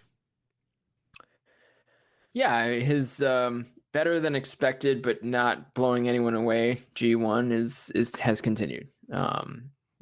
Tangaloa, he's good. He's a good wrestler. Why not? Right? Like he could win a match or two of a New Japan Cup and be believable, I think, going forward. And I think that this has been it's been a really good tour for him to establish that that both of him and Tama Tonga, they can both be singles wrestlers again and give some effort. Work really hard. Like we mentioned earlier, he's doing poison ranas. He's doing standing moonsaults. Like he's doing all this stuff that he's never really does before, unleashing this kind of arsenal. And he did make a joke a couple years ago about wanting to be a junior heavyweight. So kind of living that dream out and doing something more high flying here. When he's in there, guys like Ishii and Shingo, he's having these hard hitting, never style matches, which I think suits a guy his size. And so with some more effort. He hasn't really gotten a lot of single stuff. I mean, he's mainly always been in GOD tagging with Tama Tonga. So not a ton of singles experience. So he's getting that experience here, doing good, and it was a good guy to kind of fill in the spot while we can't bring anybody in. Yeah. Thanks for coming. Then also at 4 points, his Bullet Club stablemate, the Tokyo Pimp, Yujiro Takahashi. Also at 4 points, 2 wins, 5 losses. He's eliminated. Night 11, he lost to Zack Sabre Jr. And then on night 13, he lost to Toro Yano. Yujiro does bring something very important to the table, and it's Peter. Yes, in which we had a question here from Dom Homie 101. He said, how would you guys rate the G1 performance of Peter? And does Peter put the P in P1? In P1. Well, I don't know what the P stands for, so I'm not going to answer that. This is a PG podcast. Oh, man. Okay. Chris is a happily married man. I'm in a very serious relationship. We don't need any of these shenanigans here. Strong performances from Peter, though. I mean, great interpretive dance of what she believed each match was going to bring for Yujiro. Her gear. I mean, I don't know who's making the gear for her, but they're doing an excellent job. One Nation Radio, I think you need to slot her in for your best gear of the year award this year. And the keychains that she's giving out, I hear, are just great at holding your keys. Yes. Among other things. So yeah, hey, glad she's around. No one's turning her away. So I did love after this Zack Sabre Jr. match, Zack Sabre Jr. goes over and talks to Kevin Kelly, right? Yes, yes. Kevin holds the mic and he goes, "A pimp in this day and age." Like unbelievable. And just like walks away. I was dying. That was great, yes. Yeah, he was just like what a perfect Zack Sabre Jr. thing to like just dig in on. Like God, line of the tournament maybe. Yeah, that was great. So Yujiro, let's see, his last two, he has so on night 15 he has Tomohiro Ishii, and then on night 17 he has Shingo. He's gonna die. Yeah. What's gonna happen? I don't think we're gonna see the late tournament upset from Yujiro. He's gonna get demolished. Yeah. Can't wait. Looking forward to it. And then at the very bottom of the block, 0 points, 0 wins, 9 losses, Tetsuya Naito out with the knee injury, forfeiting 8 matches. Tragic. Yeah, what a bummer. I mean, truthfully, it is. It's a bummer. We lost some good stuff in this tournament by Naito not being around. But I think the chaos of the block going into these last 2 nights is because he's not here. Yeah. And it's great. I've already explained. I'm here for the chaos of this block because someone asked me, like, what do you prefer? You prefer a bunch of guys in it and you've got to kind of weave your way through tiebreaker scenarios or whatever, or do you prefer like B block this year where it's like maybe 3 guys in it, but hopefully it's just 2 by the end of it? And I was like, one of each, which is kind of how we do this. Yeah. Like one block's a mess, right? And one block's like these 2 guys are going to fight and they're going to win, or the winner's going to be the winner. So, yeah, I mean, I love this. I love that I only have to weave through tiebreakers in one block because I don't know that but I can take some time with A block, especially after tomorrow's show, and look at all the different scenarios and put them out there, which I will, and they'll be out probably on voicesofwrestling.com. Like I will figure out every kind of version of what could happen on that last night. And to do that for one block is really fun. To try to do it for 2 sucks. Yeah. So I'm here for it. But yeah, I mean, it's fun. You got more than half the block still alive right now. And that's going into the last 2 nights. That's cool. And most of these guys are believable block winners. So bring it. And I don't know that this is what this block would have looked like if Naito wasn't injured. Right. Back to the Naito point, right? Some of these guys might have been in the mix, but definitely you would have had a couple guys probably not there. Who knows if Sabre gets where he's at, or if Kenta, So yeah, I think everyone's inflated technically 2 points except for Sabre, and maybe not everyone, because some of those guys, a couple of those guys were going to beat Naito, right? But Naito's probably finishing with 12, right? Minimum, yeah. I mean, you figure 10 minimum, but probably 12, which means there's really 6 wins that needed to get distributed. Yeah. Right. So, and that's part of how we got here. So, never root for an injury. Hate to see the forfeit line get filled up. for the first time really since 2014. But, you know, and again, you hate to see it happen to a guy like Naito, but he's kind of the guy that it's going to happen to because he wrestles. I mean, he hasn't slowed down. Right. I mean, those knees have been taped up since like 2012.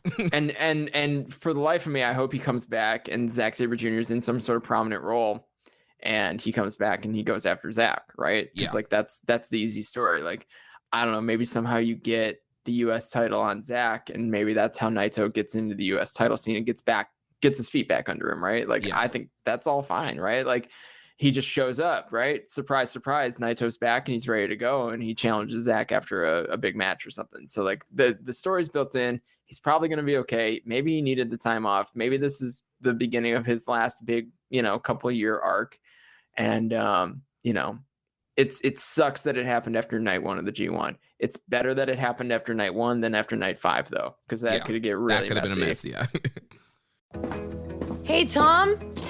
I'm heading to Walmart, because you know what season it is. Oh, is it pumpkin spice season?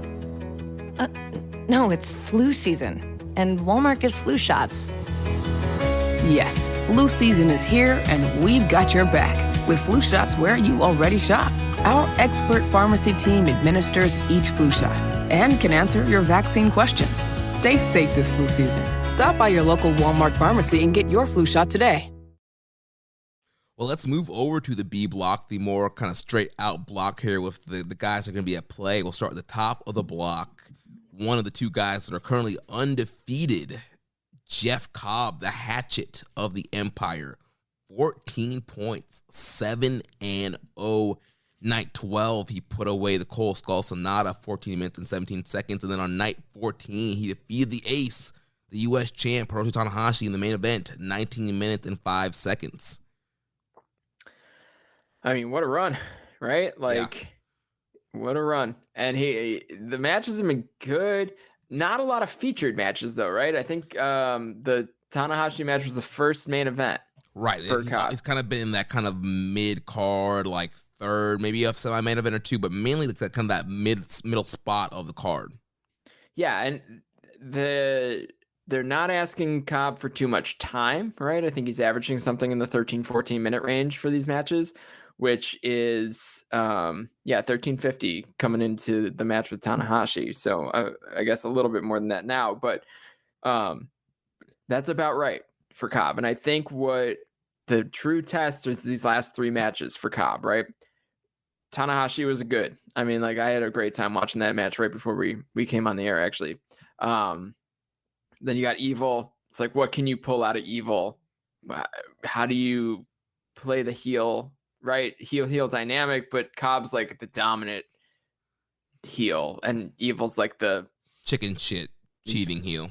Fucking evil is what Evil is like.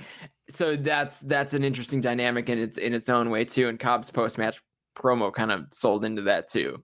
And then Okada, right, in the mix. This is not just a match for funsies, right? Like, that's gonna be a match that helps determine the end of the block. So like, this is the time for Cobb. The last third of this tournament is where Cobb needs to shine, right? Needs to show up. Mm-hmm. And this can help establish him as like this dominant singles heavyweight guy. And you know, going 7-0, nobody had done this. Nobody had gone 7-0 since like 1996 or something like that. Like, it's an outrageous feat. And then now you've got 2 guys that did it. One of them's Jeff Cobb, the guy who went 4-5 his first 2 G1s, but then he joined the United Empire, and now he's 7-0 and dominating his way through the tournament. Like, that's a cool story. That's a really cool story. And he's going to end the block against Okada, who, you know, for all intents and purposes, like 7 years in a row, he hasn't made the G1 final, and he's been a top guy. So, you know, Okada's no G1 pro when it comes down to it. Right. It's been a long time since he's been he's typically in the mix going into the last night, but he's not typically the winner, right? So, you know, Cobb Okada on the last night, that's got to be the match that decides everything, unless Darkness Falls. Oh, please, no. But you know, if it's me at this point, again, I'm booking it that Cobb and Okada are both going in undefeated to the last night, but I don't think that's how it's going to go. Yeah, I mean, I think that would be the most intriguing thing. I don't think it's ever happened before when you have a guy. I don't think so. Completely going undefeated, and so you're watching this thing like, oh, the guy will lose sometime. You're like, you know what? Maybe Tanahashi's the guy to do it. It's the ace, not Hollis Tour the Islands. Okada, who's he going to lose to? Maybe Tai Chi will pull upset. Nah, Hollis Rainmaker. So these guys have just been full steam ahead. Cobb.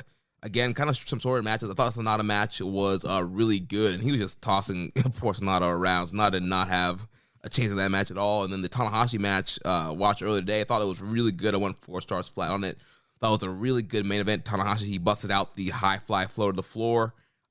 Really tried to, just outmaneuver Jeff Cobb, but Cobb was just too strong, was able to block the high fly flow, got the knees up, and then was able to put Tana away with the Tour of the Islands. You also got to think there's a U.S. title shot, like you mentioned earlier, coming, Cobb's way as well. Yeah, and I mean, ultimately, it's been the tournament he needed to have, right? I mean, but again, I mean, his tournament's going to be defined by these last 2 matches, right? And really, truly, probably defined by the match against Okada, right?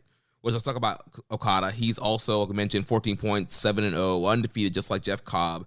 On night 12, he defeated Tai Chi, 23 minutes and seconds. And then night 14, he defeated Chase Owens, 15 minutes and 37 seconds. All right, so here's the thing. Okada was kind of flat, right? Last year's G1 money clip, kind of a weird G1. Not balloons weird, quite, but it was just money clip mania. Money clip mania. Just kind of a weird year for Okada last year, and now if you need to rebuild, I guess, Kazuchika Okada and make him dominant again, what better way than to make him the guy that goes to the G1 undefeated? Right? Like, I don't know. It's hard for me to look at the rest of the G1 and think, yeah, someone other than Okada's winning this tournament. Because he's in hella good shape. Yeah, he's in incredible shape.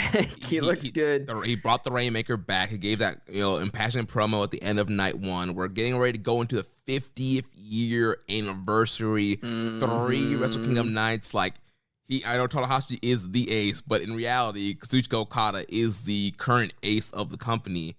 Going into the 50th year, you gotta think Okada is going to be either the champion or in the mix or pushed very heavily going into that 50th year.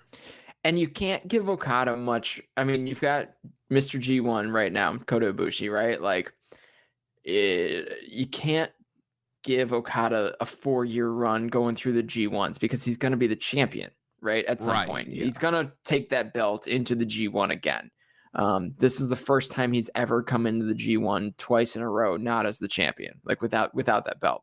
So last year and this year. So this is the reheat of Kazuchika Okada. So in my opinion, you have him just mow down the block, and then you have him probably win the final, right? So first guy to ever go through the G1 completely undefeated with the big blocks, at least. I know that, there've been tournaments that are single elimination. So like people have gone through the G1 undefeated, but with 10 guy blocks, like this would be the first time that that's ever happened. So I'm for it, honestly, because I think the promotion, as they start to hopefully fill up buildings again, and you see the American involvement, if Okada's going to show up on TNT at any point, he should be holding the damn belt. Definitely. Yeah, that will be great. I really, from this past week, I really loved the Tai Chi match. I thought that was just a great main event and just really, push Tai Chi to the next level there. And thought both guys just worked really hard. I mean, with that kind of Okada classic main event style, but Tai Chi threw his flair in there. Some great big offense from him with the Axe Bombers and the dangerous backdrop suplex. Some really good stuff here. And then the Chase Owens match, it was another really good matchup with Chase. I'll see Okada, try to have a 5-star match or anything, but it was good. I mean, you have people are now scared that package pile driver because he put Tanahashi away with it, and so there's some great near attempts of that as well. But also able to put chase Owens away with the money clip, but he did a different version. He kind of laid out in like a crossface type position. So I liked it better that way. So that was kind of a new little wrinkle that he added to the money clip, and that'd be cool if he continues to do it that way.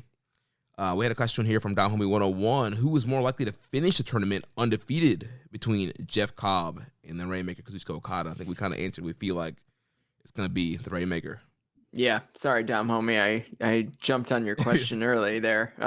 But shoot, I mean, yeah, like I said, Okada's never going to need this run again in a G1. I don't think. I think he's always going to be, he's always going to be a threat in the G1, and there's potential that he wins a couple more, right? But this is the year if you're going to pull the trigger on someone, just like mowing them down, calling it a day, right? And obviously, classic New Japan booking is he gets his win back over Cobb in a big spot, right? After Cobb got a win in a big spot at the MetLife Dome. So, I mean, you look at that last night and you think, well, Okada's winning that block. And then you look at the other block and you're like, well, Okada's probably winning the tournament, which is good. Like, I think that's good. For obvious booking is good sometimes, right? I don't need a swerve. And we'll talk about that with the next guy. Yeah, and so Okada, he has Cobb on the final night. And then on night 16, he has Tama Tonga. So, I mean, do we get, both guys being undefeated? Or are we going to get Tama Tonga and Evil pulling some upsets there on night 16? But let's talk about the next guy, which is Evil, who's at 12 points right now, 6 wins, 1 loss. Night 12, he defeated Hiroshi Tanahashi, 17 minutes, 22 seconds. And then on night 14, he defeated Hiroki Goto, 14 minutes and 16 seconds.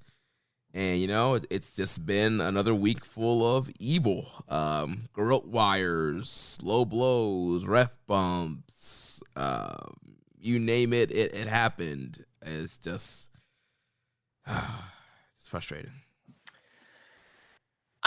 Listen, I'm not as down on Evil as I think most people are, where it's oh, here we go again. It is now Evil's established role, right? And I do think that the perception of Evil has changed at least a little bit to the point where no one's surprised by it anymore, which I think is fine. To me, I wait for it and wait for it and wait for it. And part of it's that these matches aren't 30 minutes long. Right. When he was in the championship scene, the Evil matches were 30 minutes, 35, 39, you name it. He was way up there. Those matches were long as hell. Yeah. And then Dick Togo shows up and you're like, oh, come on. I just sat through 35 minutes just to get to this dumb same spot I've seen a million times. They're not even creative with it. So Evil this year, his average match length in the G1's been 15:43. So that's so that much in half, yeah. Yeah, that's a lot more palatable than 35. And I feel like that the Dick Togo interference is coming in earlier as well. And I mean, I know it's gonna happen. I'm not even mad that it's happening. I know that that's the game plan. Dick Togo's gonna pull the turnbuckle pad off. He's gonna pull the guy when they're running the ropes. He's going to choke him out with the garrote wire. He's gonna have Show turn the lights off. I know all this stuff is coming. That sucked. Yeah, I can't stand for that. Yeah.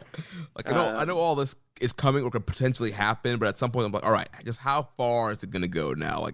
How much Dick Togo interference are we gonna get now? It's a scale now. Yeah, and who's smart enough to bypass it, right? And Okada was, and everybody else wasn't, right? Mm-hmm. I will say the Tanahashi match was really that room was deflated by that 3 count, that third hand hitting the mat, that whole, and the Goto match was kind of similar too, where the no reaction to Evil winning, not a groan, no movement, right? No if you gas. Watch the crowd, no gas, a little bit of a gasp on the Tanahashi one, I think. But the Goto one, the hand slapped the mat the third time, and literally the entire crowd, because at this point I knew who the winner was when I was finally watching the finish of that match. the entire crowd just like sat there still, like just watching, no reaction at all, which is bad. Like that's not great. Right. And I know there's been some tweets going around from the Japanese, like New Japan Twitter, and with them like posting stuff from Evil's matches, and a lot of Japanese fans commenting on like, why are we having this? Like, this is horrible. This is ruining the G1. So we're seeing, I know people are saying, this is good heat, and the Japanese fans probably like it, but based off of reactions that we're seeing just in person and on, social media, it seems like Japanese fan base has a similar kind of reaction and mindset as us over here in the West. Yeah, I don't think House of Torture is a hot new group, right? Right. Evil's really trying to get that shirt over by putting it on after every match, but well, it's selling. I mean, a couple of weeks ago, it was #1 in the Tokon shop. Yeah, but somebody looked up, John Carroll looked up what is selling on the Tokon shop now, like the native site, the Japanese site. It's nowhere to be seen. So, I mean, Tetsuya Naito's still moving merch. So, and Evil's previous merch that sold really well was his LIJ merch, right? Well, the LIJ merch, but his original Bullet Club shirt, like anytime somebody joins Bullet Club, they get a shirt that looks a lot like the Bullet Club shirt, but it says like Darkness Club. Yeah. That shirt sold really well, but I think any of those like kind of modified Bullet Club shirts, those all sell well. Right. I mean, it's like a collector's thing now. Like you have one. It's like, all right, I have the Super Kick Club, I have the Hangman Club, I have the I've got the Guerrillas of Destiny one. I've got all the Jay White ones. You got the Cody Rhodes. Like, all right, I need to get the Evil one. yeah, and that's exactly it. And that worked, I guess, for a little while, but he's gonna be in the mix. He's gonna be alive going into the last night, I think. I think the Cobb match is the most interesting match of his tournament. Right. And even though I think the likelihood, just based on how it all is gonna go, is that Eva's gonna win.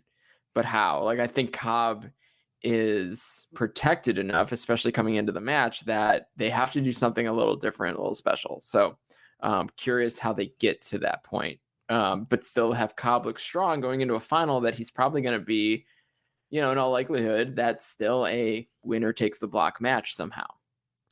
Yeah, so if he beats Cobb, you got to think Tama Tonga is maybe pulling an upset over Okada so that you can have all three of those guys going into a 14. Or Sonata beats Evil on the last night, and then Okada Cobb becomes winner take all anyway. Winner takes the block, because then they would end up tied at 16, I guess. But Cobb, if he won, would have the tiebreaker, or Okada burns through undefeated. So then, so basically, the problem runs into is if Evil beats Cobb, and then Cobb beats Okada, and they all have one loss, it's an unbreakable three-way tie. Because everyone's 1-1 in their mini block. So, and we know they're not going to do that. Yeah, wow, I sure as hell hope they're not going to do that. I'm hoping it just comes down to Cobb and Okada. Hopefully, Sonata can repeat last year and spoil Evil from going off the block, especially because I just feel like Sonata, I mean, going from a G1 finalist to, currently at 6 points has, been a hell of a fall for him. And so I think it'd be great for him to upset Evil again and kind of make that his thing, keeping his former partner from winning the G1. Yeah, I think that's a great consolation prize for Sonata. It also might help heat him back up a little bit. Yeah. Because what a cold. I guess he's coming up here. He hasn't had much of a G1 after going to the final last year. Yeah, we'll talk about him in a second. But first, let's talk about the IWGP US champ, the ace of the universe, Hiroshi Tanahashi, sitting with 6 points. He's 3-4. He's mathematically eliminated at this point in the tournament. On night 12, like we mentioned, he lost to Evil, 17 minutes, 22 seconds. And then on night 14, like we mentioned, he lost to Jeff Cobb at 19 minutes and 5 seconds. Tough run for Tanahashi, right? But he's got Yoshihashi and Tai Chi to end out the tournament, so you figure he's going to pick up another win or two.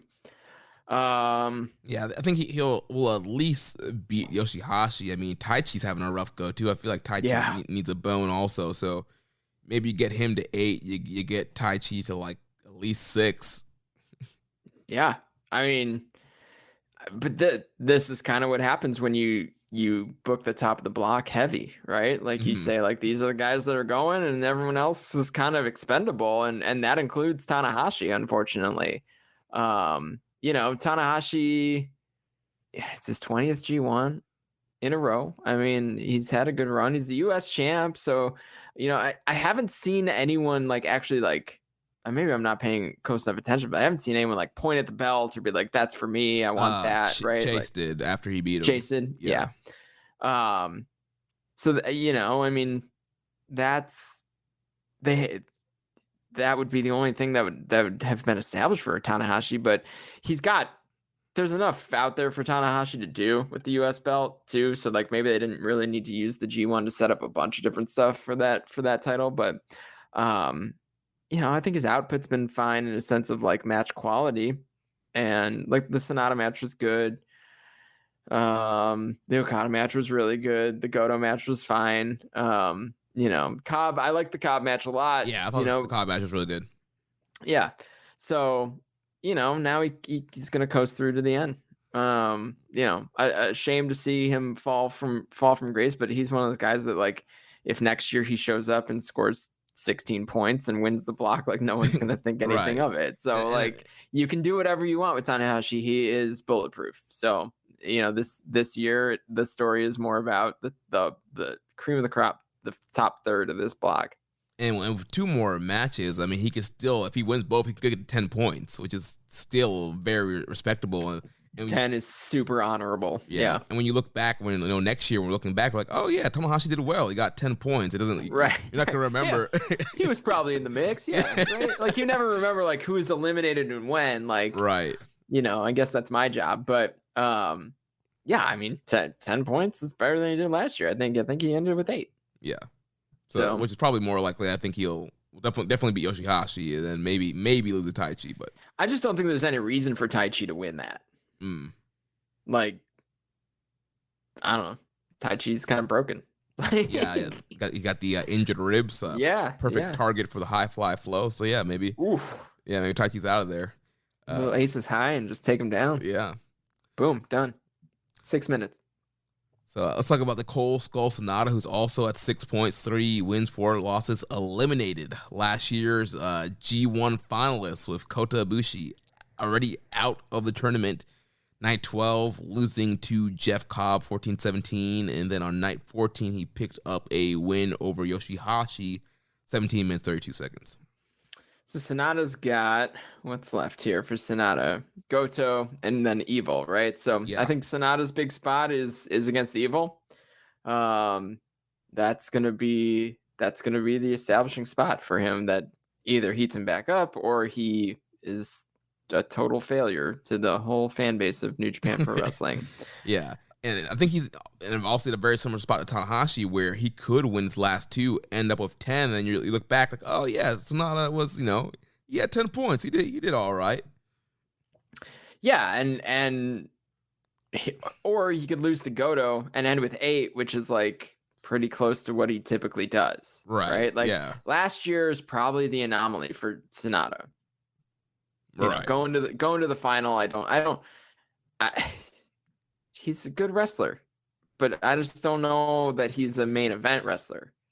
And I think that was highlighted in kind of how flat the final felt last year. Yeah.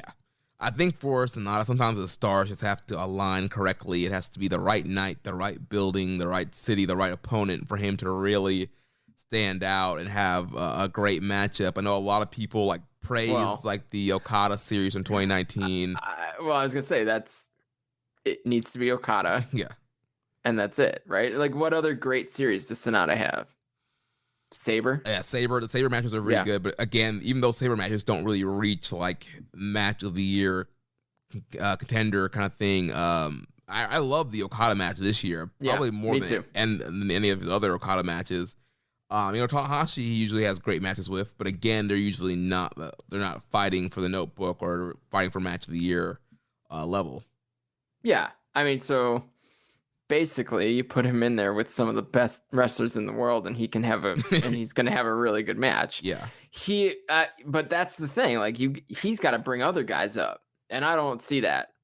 Right, we've said on this show several times, Sonata wrestles up to the level of the guy that he's in there with. So if he's wrestling Chase Owens, he's going to wrestle down at Chase Owens' level. He's not going to try and elevate Chase Owens. I liked the Tai Chi match in this year's tournament. I liked it a lot. You got a lot of personality out of Sonata in the Tai Chi match.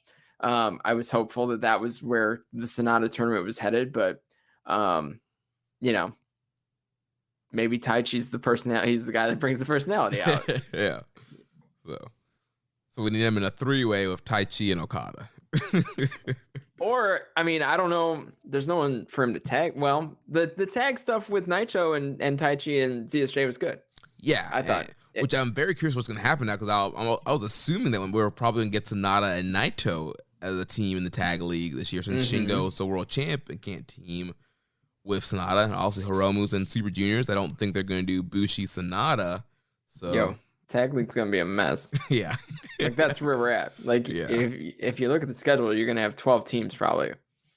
Where are we getting these teams from, Where Chris? are these teams? Cobb's in America, I think. I mean, there's going to be like 4 Bullet Club teams in this damn thing. Oh, boy. There is. Evil and Togo. Jado and Gato. Well, no, because you got to have the heavies, right? Yeah. But Kenta and someone. Kenta and Chase. I guess Kenta and Chase. I think it's Kenta and someone, Chase and someone. I think those two are separate. Because I think the guys that are kind of established, I think they're gonna put with like less established guys. So Chase is an established guy now after being in the G1. So I guess you could do Evil Udero to keep House of Torture. Yeah, that seems like a given. So I think you're gonna see. That's assuming Kenta's staying in Japan. True. Dude lives in Florida. Yeah. So I don't know. You're gonna have Kojima and Nagata, maybe, I guess. Or Kojima, maybe you're getting a Tenzan run. Maybe Makabe wants to wrestle a little. Yeah, I don't know about that. Yeah, right. Homa, like, can't go too far into it all, but they're gonna have to announce that soon. But like, Tag League's gonna be a mess. Yeah. I kind of love the chaos of it, but like, what are we doing? Like, who's there? I mean, they'll announce the teams and it'll all make sense. It'll be like, slide okay. Aussie Open in there. Geez, they would burn right through it. Yeah. Like that, And yeah, sure, you'll have Techers, and maybe you have God willing to stick around. Yeah, they could go back to Florida too. Yeah. Yeah. Well, they were trying to set something up with the Good Brothers at Resurgence, right? Yeah. Battle in the Valley. Yeah. Well, that's it. That's exactly it. Like, you look at Battle in the Valley as like the next step after Resurgence, and maybe you can use it to move on some of the native angles, right? But I mean, if the next step after Resurgence was Battle in the Valley, like, God should be there. Yeah. So, and who's in the tag league? Yeah. Because there's 12 nights. Oh, boy. Man. Yeah. 12 nights. Maybe we should have just, table tag league for this year. Just do a Best of Super Juniors tour. They'll never do it. I know. They'll never do it. We'll probably get this next guy, Hiroki Goto, and Yoshihashi will probably be in there. So Hiroki Goto, with 4 points right now, 2 and 5 eliminated. Rough go here for the G and G1 for being for Goto. Was not the case this year for the former G1 winner here, losing to Chase Owens. Well, he defeated Chase Owens actually on night 12, and then he lost to Evil on night 14. Yeah. I mean, I feel like Goto's one of those guys that, I talking about Tanahashi, like, you could heat him up and have a great G1 at any time. I think this is what you're going to get from Goto from now on. Like, you're going to get 4 and 5 or 3 and whatever, 3 and 6. That's how math works. Yeah, I mean, you're gonna get 1 or 2 matches. You're like, yeah, Goto, and then the rest of it, you're gonna get, I don't know, a kind of surprising losses. I don't know. Is any Goto singles loss surprising? Not really. Yeah, right. So like, he's a geek. I don't know. He can lose to anybody. Is any Goto singles win surprising? For the most part, no. No, right. Like, he's gonna pick up some points along the way, but he's just picking them up like they're little Mario coins. Like, they don't really mean anything. Yeah. Like, so he's in there to move the points around. Yeah. Question from Dom Hoy 101. Thoughts on the G1 booking of the man known as Hiroki Goto? Is it possible that Goto may go to the dark side in the near future? So I think that, we've seen a lot of kind of frustration from Goto in his losses, even in that Okada match. There's a lot of frustration there. Maybe he's, maybe he needs to leave Chaos, leave Goto, leave Ishii and Yoshihashi. Listen, it's established canon that you can abandon your never openweight 6-man championship team, and they'll just have a tournament. Right. So I mean, instead of like, can they coexist? Yeah. Luckily, I guess. I don't know what I'd really prefer. And defend it as a two-person team. Handicap match. Yeah, handicap. Honestly, that's what I was hoping they would do with the LIJ thing. But, yeah. That wasn't in the cards. And I'm not saying I want it to happen, but could he join House of Torture? No. I think Goto is Chaos for life. I don't know. We thought a lot of people were Chaos for life. We thought Will Ospreay was Chaos for life. Did we? Look what that went. Slime ball. I don't know. Does Bullet Club or House of Torture need more people is the thing? Well, if they're going to be their own unit split from Bullet Club, then you need some bodies. What do you think Goto would wear if he was in Bullet Club? Like, what does the gear look like? Is it just his like weird? It's his same gear, just black and white, silver. Yeah, same exact look, black. Get him a nice little Goto Club shirt. Get a little merch money. Hey, I'll buy a Goto Club shirt. Shouting Kai Club, Yo, if that's the move, then I'm back in on Goto. That's a sweet move. I don't know. I guess you figure you got to do something with him if you think there's more in him. Right. But they've had a good run with this 6-man thing. Like, I don't know. What's it going to take to get a Goto Ishii run as the IWGP Heavyweight Tag Team Champions? I don't know, man. They keep circling around that. They do. What are we doing? They do Goto and Yoshihashi for whatever reason. They're a fun little team, but come on. Goto, Ishii, it's right there, guys. Come on. It's right there. I mean, ready to be heated up. They can be the tag champs for 3 years straight. Like, you don't even mess around with it. It's kind of like what they've done with the 6-man tournament. They're like, yeah, I don't know, throw some guys at them, and they're just going to win, right? Exactly. Like, just remove Yoshihashi from the equation. Everything gets maybe a touch better, and then you're in a good spot. Hey, man, Yoshihashi, he's been working hard, man. He's been great in his role. I don't think do you think Yoshihashi is IWGP Heavyweight Tag Team Champion? Is that the next step for him with Goto? I mean, I think it's possible. I wouldn't be surprised if he won that. Sure. Yeah. I mean, maybe that's the move, because then Ishii can go do single stuff again. Yeah, and actually, now that you mentioned that could be the move. So let's look at Yoshihashi. So he's at 4 points, 2-5, like his partner eliminated. But on night 12, he defeated Tama Tonga. So maybe that's some tag team implications there. He defeats a former tag champ right there. Then on night 14, he lost to Sonata. Sonata got his win back because Yoshihashi beat him in last year's G1. So big grudge match there. Yoshihashi and Sonata. Didn't she know? I did not. I was more impressed. Maybe I was more surprised by Yoshihashi's tournament last year. This year, I think he's had a really good tournament, fun to watch, good matches. Less surprising because I've seen all the 6-man matches and his tournament last year. So did he earn a spot into next year's tournament? Probably really, really, really depends on who's right, over. Dude. If borders are opened up, there's going to be a lot of guys on the chopping block next year. We're doing a 24-man tournament next year. It wouldn't surprise me, to be perfectly honest. Like if borders are opened up and it's the 50th year, blah blah blah. But yeah, I think there's a question that'll get into that later in the show here. But good tournament from Yoshihashi, no issues, watchable matches, fun. Yeah, like, very good. This past week, was fine. He faced Tama Tonga, that was fine, and Sonata was fine.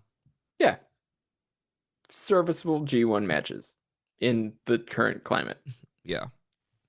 So then, speaking of Tama Tonga, he's also 4 points, 2-5. He's eliminated as well. Like we mentioned, he lost to Yoshihashi on night 12, and then on night 14, he defeated Tai Chi, who's one half of the IWGP Heavyweight Tag Team Champions, defeated him 12 minutes and 58 seconds. So kind of I don't know if it's an upset, but a big win for him, especially if they're trying to establish another GOD Dangerous Tickers match. Yeah, Tama Tonga's tournament better than it had any right to be so far, I think. And then, these last two matches were pretty good. So, the Tai Chi match was I thought really good. Yeah, I've really been just impressed with Tama Tonga. Like he's been wrestling like a fiery baby-faced and super athletic. Doing the supreme flow splash, that rolling Death Valley driver thing that he's been doing. So yeah, the Tai Chi match, even though Tai Chi is kind of like a tweener, more babyface leaning, like I felt like Tama Tonga was kind of the babyface in that match. Like he didn't really cheat a whole ton, and you have Jado, the big cheerleader. Come on, Tama, show your fire, Tama. Yeah, I mean, high effort Tama Tonga, really good, like good stuff. I don't know, I kind of prefer God in singles matches. Yeah. And maybe this is a corner to turn, so they're gonna have another good run as a tag, but I don't know. This has been really fun. They could keep doing this, and I'd be okay. But I think they're gonna end up back in the tag division doing tag division things. But yeah, sure. Same deal as Tangaloa. Like maybe he could have a run in a New Japan Cup where he makes it 2-3 rounds in, right? Makes it to the semis. I don't know. Maybe that's a little too far, but yeah, he could get a first round upset. Like he could beat, I don't know, Tanahashi or whatever in the first round. It's like, oh, yeah. He could feasibly have, and honestly, like you could plug him into another G1, and I wouldn't scoff at it. But again, I think that the spots are going to hopefully end up pretty limited as next year comes around. Yeah. But again, better than had any right to be. His whole tournament and specifically the match with Tai Chi. Yeah. Which we had a question here from Dom Homie 101. Is it me or does Tama Tonga work as a babyface better than as a heel? I know this is an odd question, but I was watching Tama Tonga versus Evil and I thought Tama worked well as a face in that match. I think Tama Tonga is really good at like fan service stuff. Yeah. So I mean, he bought me a beer in New York WrestleMania weekend. There you go. Yeah.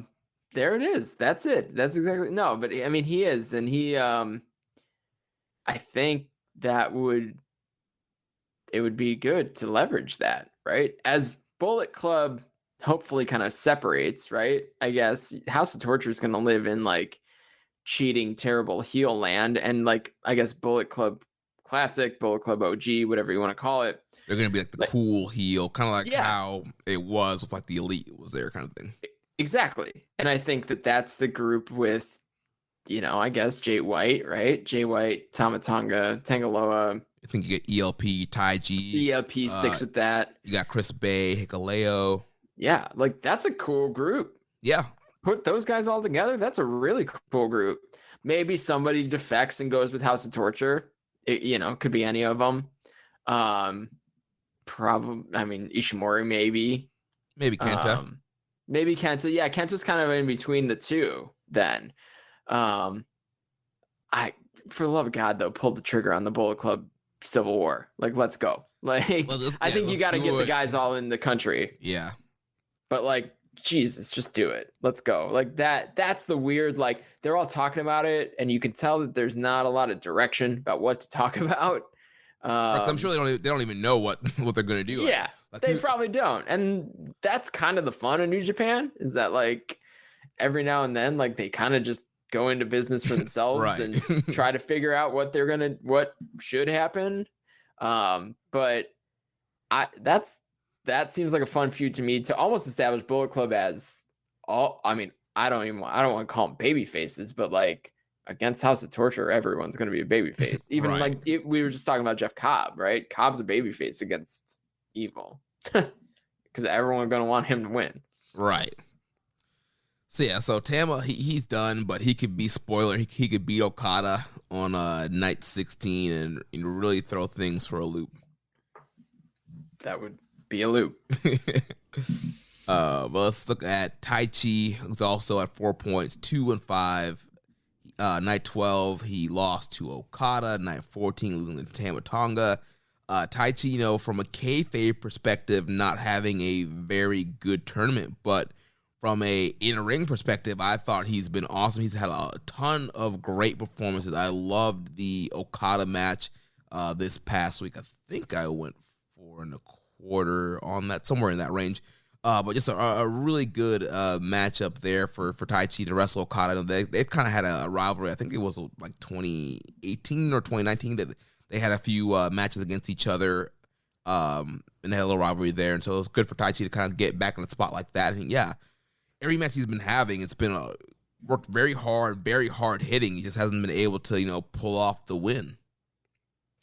Yeah, super good tournament from Tai Chi. I've enjoyed the whole run. I mean, I kind of highlighted the Sonata match earlier. I thought that was a really fun match. Kind of sucks to see him win 2 and then lose 5 in a row. Yeah. Now, but he's a tag guy. He that's kind of where he's at. He's in the tag team division. He's got Chase Owens next, so you got to figure he's going to pick up a win there. Yeah. And then Tanahashi, and what could be a big match for whatever reason, right? Like they could turn that into something, or it's just a match with Hiroshi Tanahashi. There's nothing wrong with that either. So good output from Tai Chi, enjoyable. Anyone who thinks Tai Chi's not a good heavyweight wrestler at this point isn't watching New Japan.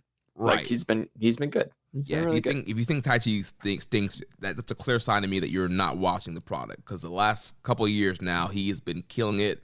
Especially this year, like he's had a ton of just great matches and great moments, and the arsenal, that sumo, forearm he does, the dangerous backdrop suplex is great. The stretch plum, like the axe bomber, like his offense is just awesome. The insecurities that he kind of hits out of nowhere are great. Like Tai Chi is the man. He's the man, and he's got pants that tear off. And we also have to, if we put over Peter earlier, we got to put over Miho Abe. She's been on the tour as well. Unfortunately, a lot of tears for Miho as Tai Chi just, is eating all these losses. But, she's out there doing her thing as well, cleaning up his Tai Chi's messes.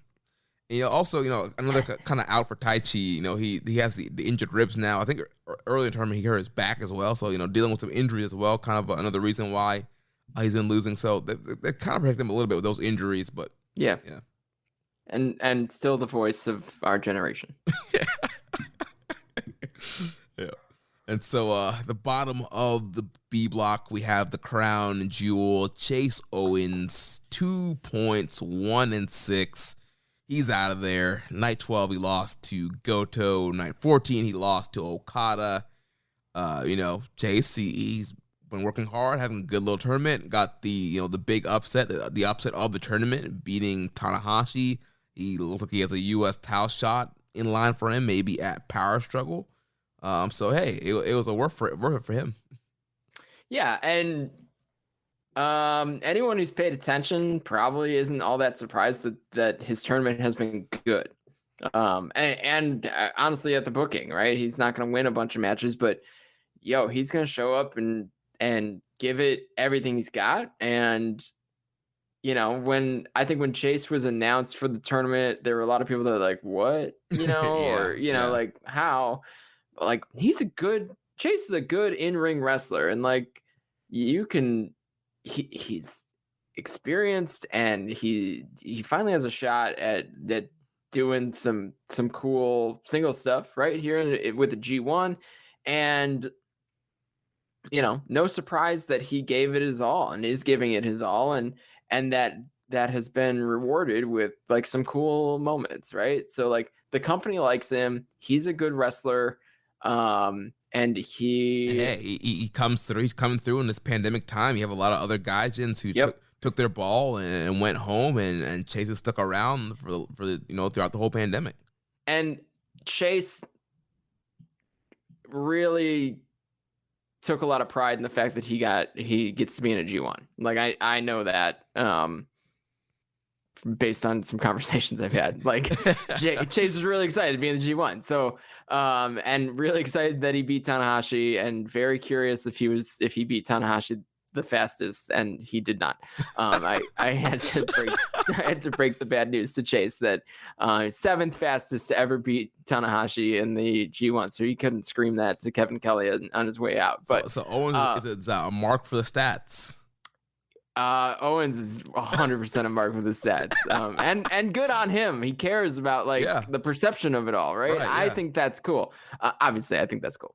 There are more than just Chase that are marked for the stats, but he was very curious about where he ranked in the kind of speed of defeating Tanahashi in the G1. So, I pulled it up for him. I figured it out, but that leads me to believe that Chase took a lot of pride in being booked in G1, understood the weight of it, understood what it meant, and where the G1 stands in the kind of lexicon of New Japan, right? He knows that it's on a pedestal, right? And these matches are important to the company, and not just to him, and not just to the person across the ring from him, but like to the company as a whole. Like Chase Owens matches in the G1 are important. And, I think he's done that. He's done honorably in this tournament. I mean, this could be a once in a lifetime kind of shot. Like we mentioned, like next year, if borders open up, like, I'm sorry, Chase, you're probably not making the cut. So, good on him for getting this opportunity. The company really likes Chase Owens, though. So, I mean, he did them a solid when he came over when, the Bucks bailed a long time ago or whatever. So, whatever that was, yeah. Yeah. So, maybe he's the last guy maybe he's the guy that gets another Yoshihashi shot like this year, right? Right. Like I wouldn't mind Chase replacing Yano. Let's get Yano out of there, and Chase can be the quote unquote night off and peanut eater. I don't know. He's working hard. I don't know if he's a night off guy. That's the thing. Right. Is that's a real thing, that the Yano match is a night off for some of these guys. It's a different style, right? But Chase is trying to beat the shit out of people. Still, even in 12 minutes or whatever it may be, they're wrestling hard. Yeah. So.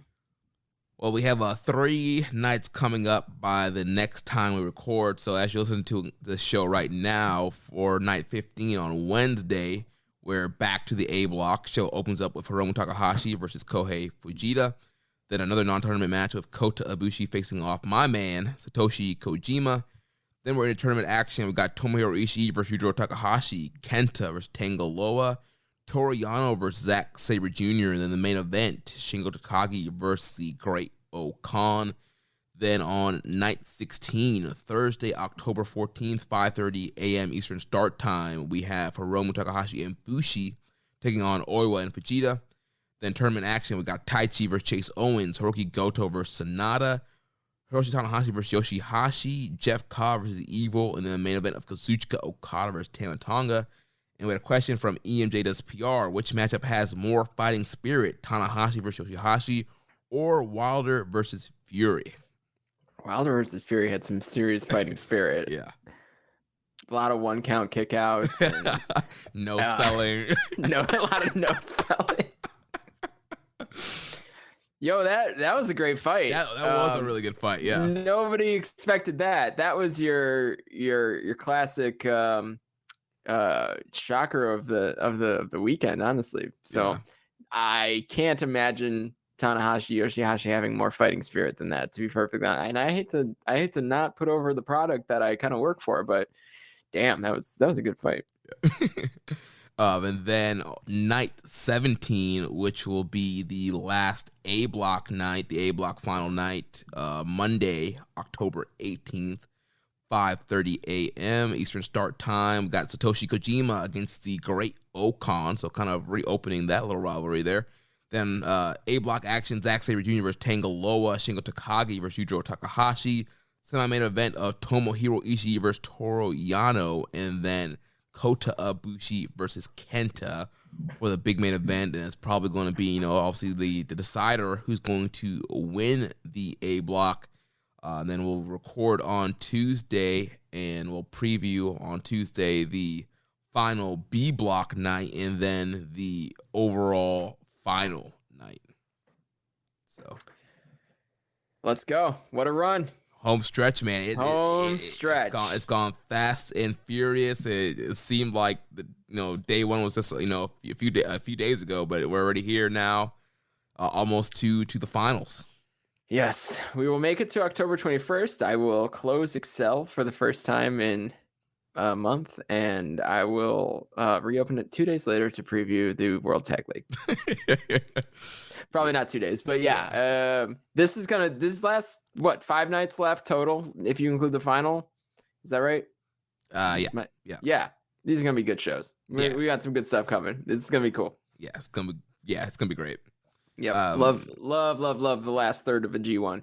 And if you haven't paid attention and you're catching up based on this podcast or whatever it may be, like you can definitely jump in. Kevin Kelly will get you caught up on the English commentary without a doubt. Like he will explain everything to you as the guys enter the ring. And then, this set of matches is going to be the this is the important stuff. This is the business end of it. So, you don't have to go back and try to catch yourself up. Like just jump in tomorrow morning with the last 2 nights of each block and then catch the finals. It's going to be awesome. Yeah, if you want to, cherry pick on some off tournament nights, I got all my star ratings on my Twitter profile. Also, I've been doing a weekly column over at WrestlingHeadlines.com with the implications, where we both give our top 5 matches from each week and our top 3 performers. So some match recommendations there as well. So good stuff. And last G1 related thing here, question from Producer Raising Falcons. Pick 6 wrestlers from this G1 to never see again in a G1 tournament. Who would it be? I think there's a chance next year you see 6 different wrestlers. Maybe that's where the question emanates from. But I think next year is a chance you see 6 different wrestlers swapped out, right? So I think you got Tangaloa Tamatanga, right? Yeah, they're out. Yujiro Takahashi. Yujiro's out. 2-year run. He's out. That's 3. 3. I think Chase is out. Chase, yeah. Sorry, bud. That's 4. Those are the obvious 4, I think. Yeah. That you think are probably getting swapped out.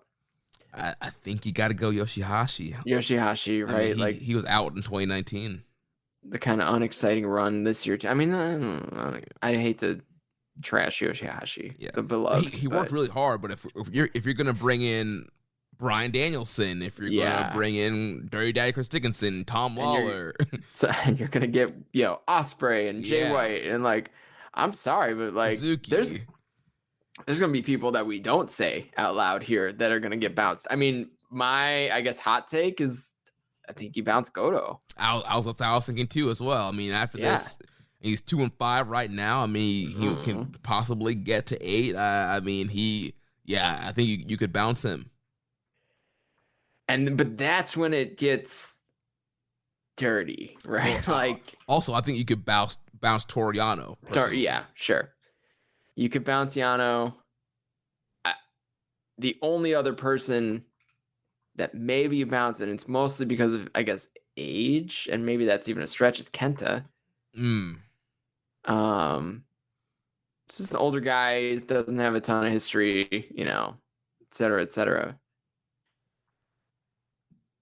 Yeah. Everyone else, I think you figure is gonna stay in it, unless they're right. And so every couple of years you get a G1 where everything gets mixed up, right? And that was G1 29. You had I think 5 or 6. I don't remember exactly. We had Mox, Shingo, Ospreay, Kenta. Archer. Well, Archer had been in a G1 before, but yeah, he had been out for a while. Cobb. Yeah. Tai Chi. Yeah. Those were all first timers that year. Like every 4 years, 3-4 years, and maybe that gets extended or shortened in the current climate. But I would love a G1 with 6 brand new guys. Yeah. That have never been in it. And I don't even need another Moxley G1, right? Like that's not something I need if we got 6 new guys. That'd be sweet. And those new guys, you know where they're coming from. Oh yeah. But maybe it's Narita if he's a heavy, if they're going to push him as a heavy. There's a ton of great guys on Strong. God. You got Narita, you got Filthy Tom, you got Dirty Daddy, you got Brody King. Maybe you want to pin eater Fred Rosser. He's been doing good work. I mean, there's a ton of heavyweights on Strong that would slip right in. Man, they might have to do a big block G1. I mean, I have to, but dang, let's go. I could go 2 months. Yeah, dude. Yeah, just spread it out a little bit. Or you do a G1 of USA or whatever. Right. That seems so clunky. Yeah, I wouldn't do that. Or maybe you do a tournament where the winner gets a spot in the G1. That's something. That's cool. Yeah. A single match or a single block thing on Strong where the winner gets to go to the G1. And that'd be really cool. Add some prestige there, and it happens every year. And then it gives the strong guy something really to fight for. Like only one of you guys are gonna. And you get a bunch of really awesome singles matches on Strong, which you get anyway. But you may as well you tie some stakes to it. Right. Yo, let's book it. Let's do it. Right. Text Rocky. I know. I got the number, Rock. Yeah. Like Rocky. Let's go. Let's get us in the booker's room, man. We'll help you out. Yeah, dude, pitch that. That sounds great. But I just I love a round robin tournament. I'm a sucker. Yeah. That's why I watch every minute of World Tag League. Come on. Speaking of Strong, we had night 1 of the Autumn Attack Tour this past weekend. Saturday, new Nitro Strong at 8 p.m. It was first of that Texas taping, the Autumn Attack. So the show opened up, had a really good little interview package from Fred Rosser, and just talking about how much it means to be in New Japan and the importance of the Suzuki match. That was a good little package there. Also, he talked about his the tough loss to Narita as well, and being jealous that Narita was getting a title shot. So obviously, I don't think we're done with Narita and Fred Rosser. But opening match here, Suzuki, obviously crowd loved Suzuki, came out here, good little strong style match, defeated Fred Rosser 11 minutes in 34 seconds. So Rosser, another setback here. But hey, it's Suzuki, so you got to expect that was going to happen. Then the second match, we had the Strong Openweight title match. Filthy Tom Lawler defending against Ren Narita. Another great little video package leading into this match as well, highlighting Narita's rise, beating Chris Dickinson and some of the other names that he beat on the way to get to Filthy Tom. And this was a very good matchup here, very hard-hitting, a lot of great submission attempts here from both guys, but ultimately it came down to Filthy Tom putting out our boy Ren Narita. He came close, but couldn't get the job done this time. Also, there was a great screenshot floating around of him sitting in the Shibata pose as Filthy Tom Lawler kicking him in the back. That was awesome. So Narita just diving more and more into Shibata-ism. Excellent. And then the main event, we had a title or a champion versus champion match as the never openweight champ Switchblade Jay White defeated the IWGP Junior champ Robbie Eagles 1807. Very good main event here. Obviously, a ton of history between these guys as Robbie Eagles left the Bullet Club. He turned his back on Bullet Club to help his then friend Will Ospreay. And obviously, Jay has not forgotten that. Tried to get a too sweet from Robbie at the beginning of the match. Did not work out. And these guys had a very good back and forth match. The strong crowd, the American crowd, they love Jay White. So I can definitely see him being on the Bayface side of things when they go against House of Torture. But, pretty cool match here to have the, champ, 2 top titles from New Japan champs, first champ here. Jay White gets to win post-match promo. Talks about the situation in Japan. Says, whenever he goes away, people, in Bullet Club make their own decisions that he doesn't approve of. And talked about, Evil joining last year and now Show joining this year. So clearly planting the seeds there for the Bullet Club Civil War.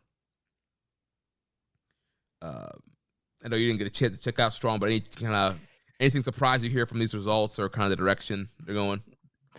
No, I gotta watch this show though. I haven't had a chance to check in on it with all my G1 pre-work.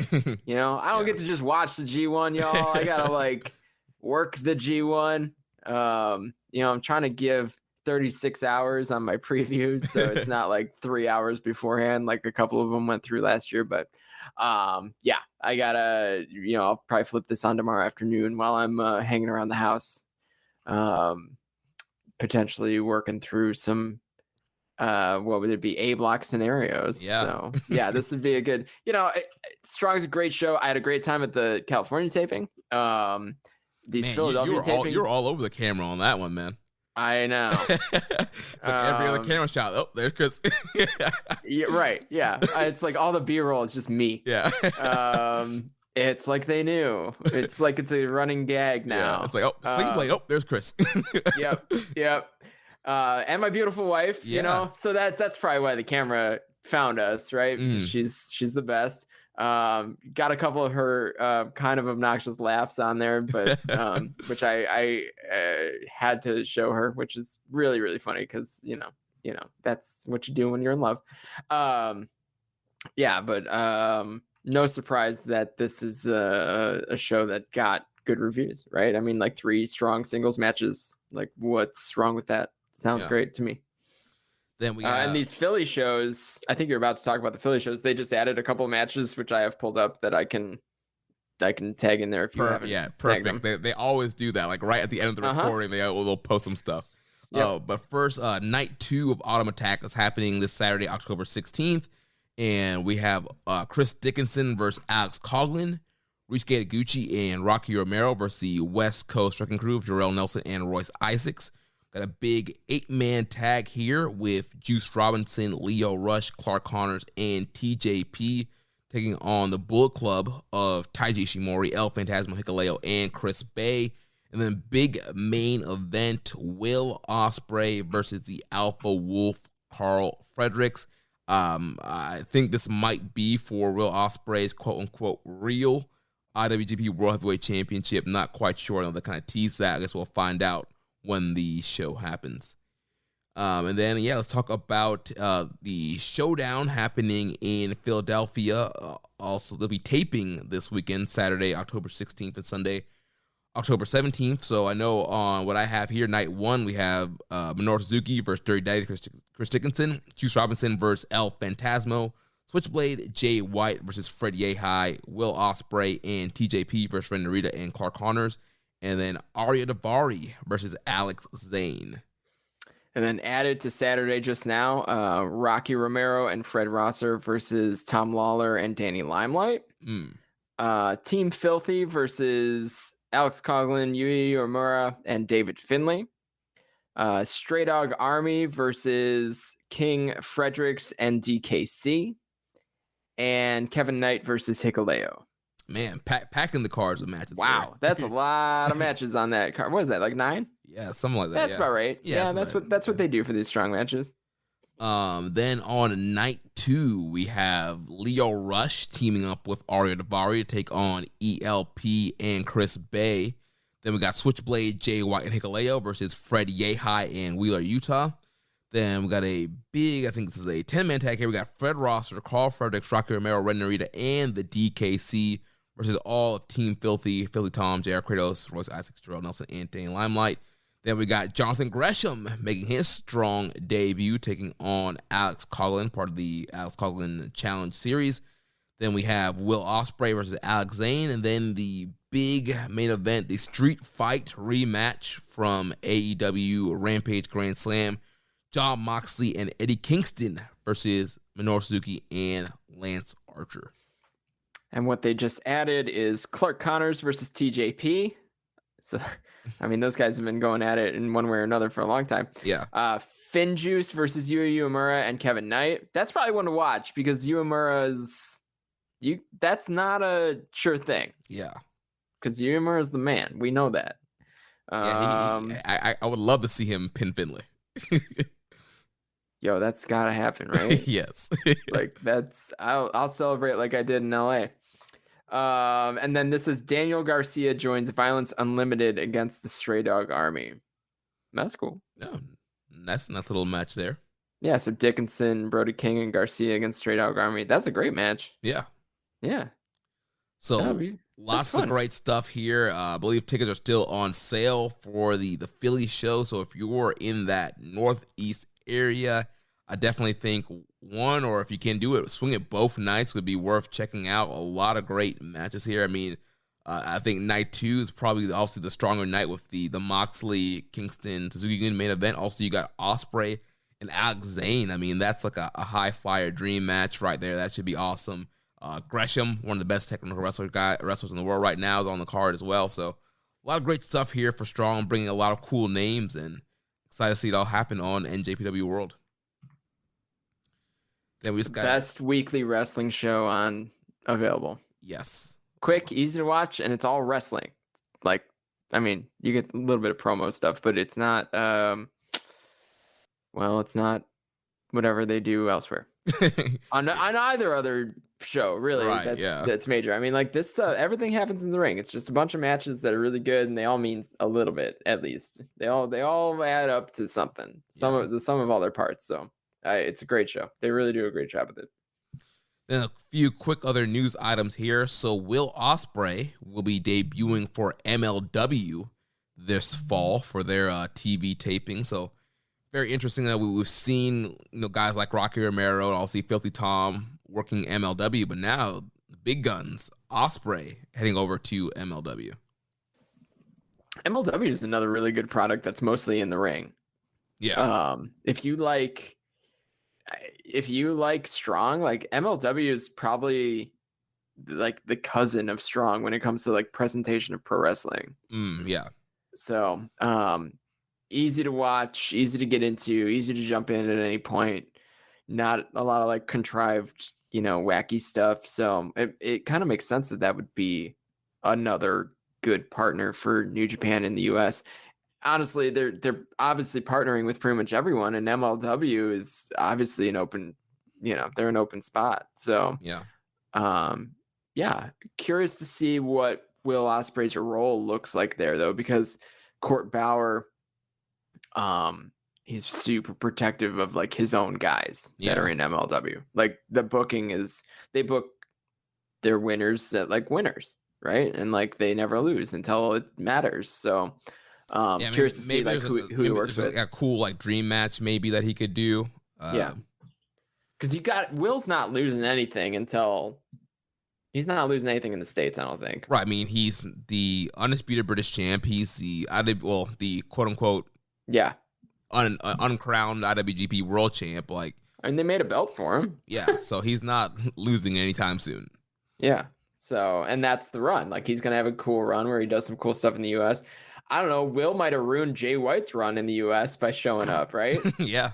Like, if you really kind of look at it, like a lot of this stuff is stuff that Jay White could have done with, I guess, the Never Belt or whatever, right? Mm-hmm. But Ospreay's here now, so, and he's got a story. Yeah, and like it kind of lowers, like you mentioned earlier, that the Never title kind of back to almost a level of where it was at. Yeah. So it's almost like Will Ospreay ruined Jay White's plan.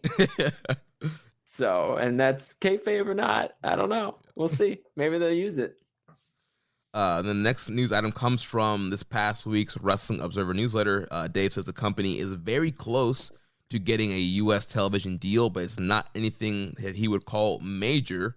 But they know they need some television in the marketplace if they want to draw anything on the U.S. project. So very curious to see where this TV deal is, where they end up. I know in the past they were talking to Vice. I mean, they used to be on Access, and they've been working with Impact. So curious to see where they end up with this TV deal. Yeah, I haven't heard anything. I'll ask you, though. Do you think the best play, I guess, for New Japan in regards to like a U.S. TV deal is to sell them Strong? Or do you think the best play is something more like what they were doing with Access? See, that's a difficult question because I feel like with Strong touring, like if Strong was just going to be in the studio, I would say maybe you lean more what they were doing with Access. You show the big matches on there and get people kind of caught up. But they do need television to help draw. We've seen some markets it's a lot harder for them to fill the building up. So I think having a TV deal, you're running these tours. I mean, you have big stars on tours. You have Jay White. You got Suzuki in. You got Archer. You have Mox on some of this stuff. So I think you're bringing in a lot of big stars. I think, especially if it's a small TV deal, I think go ahead and sell them Strong and help bring some people in the seats. I think Strong is like the cleanest thing to sell, right? Because it's the most episodic. Right. I think maybe the hope then for me, my hope would be that then you've established a relationship somewhere to broadcast your big events if you want to, right? Like even if it's Wrestle Kingdom or like what did they do with Access? They broadcast Wrestle Kingdom that night or something. Yeah, like later that day. And then you also have those specials like the Fighting Spirit Unleashed where you had the Bucks and Golden Lovers. You had a lot of those San Francisco shows. So like Bally in the Valley could be like on TV kind of thing. So then at least you've got a partner, right, with broadcast. For maybe if Strong does well enough, or if you have a good enough pitch, or you have the data from Access of what these types of events did in the past for ratings or viewership, then maybe you could pitch those special events. But then at least you got a TV partner.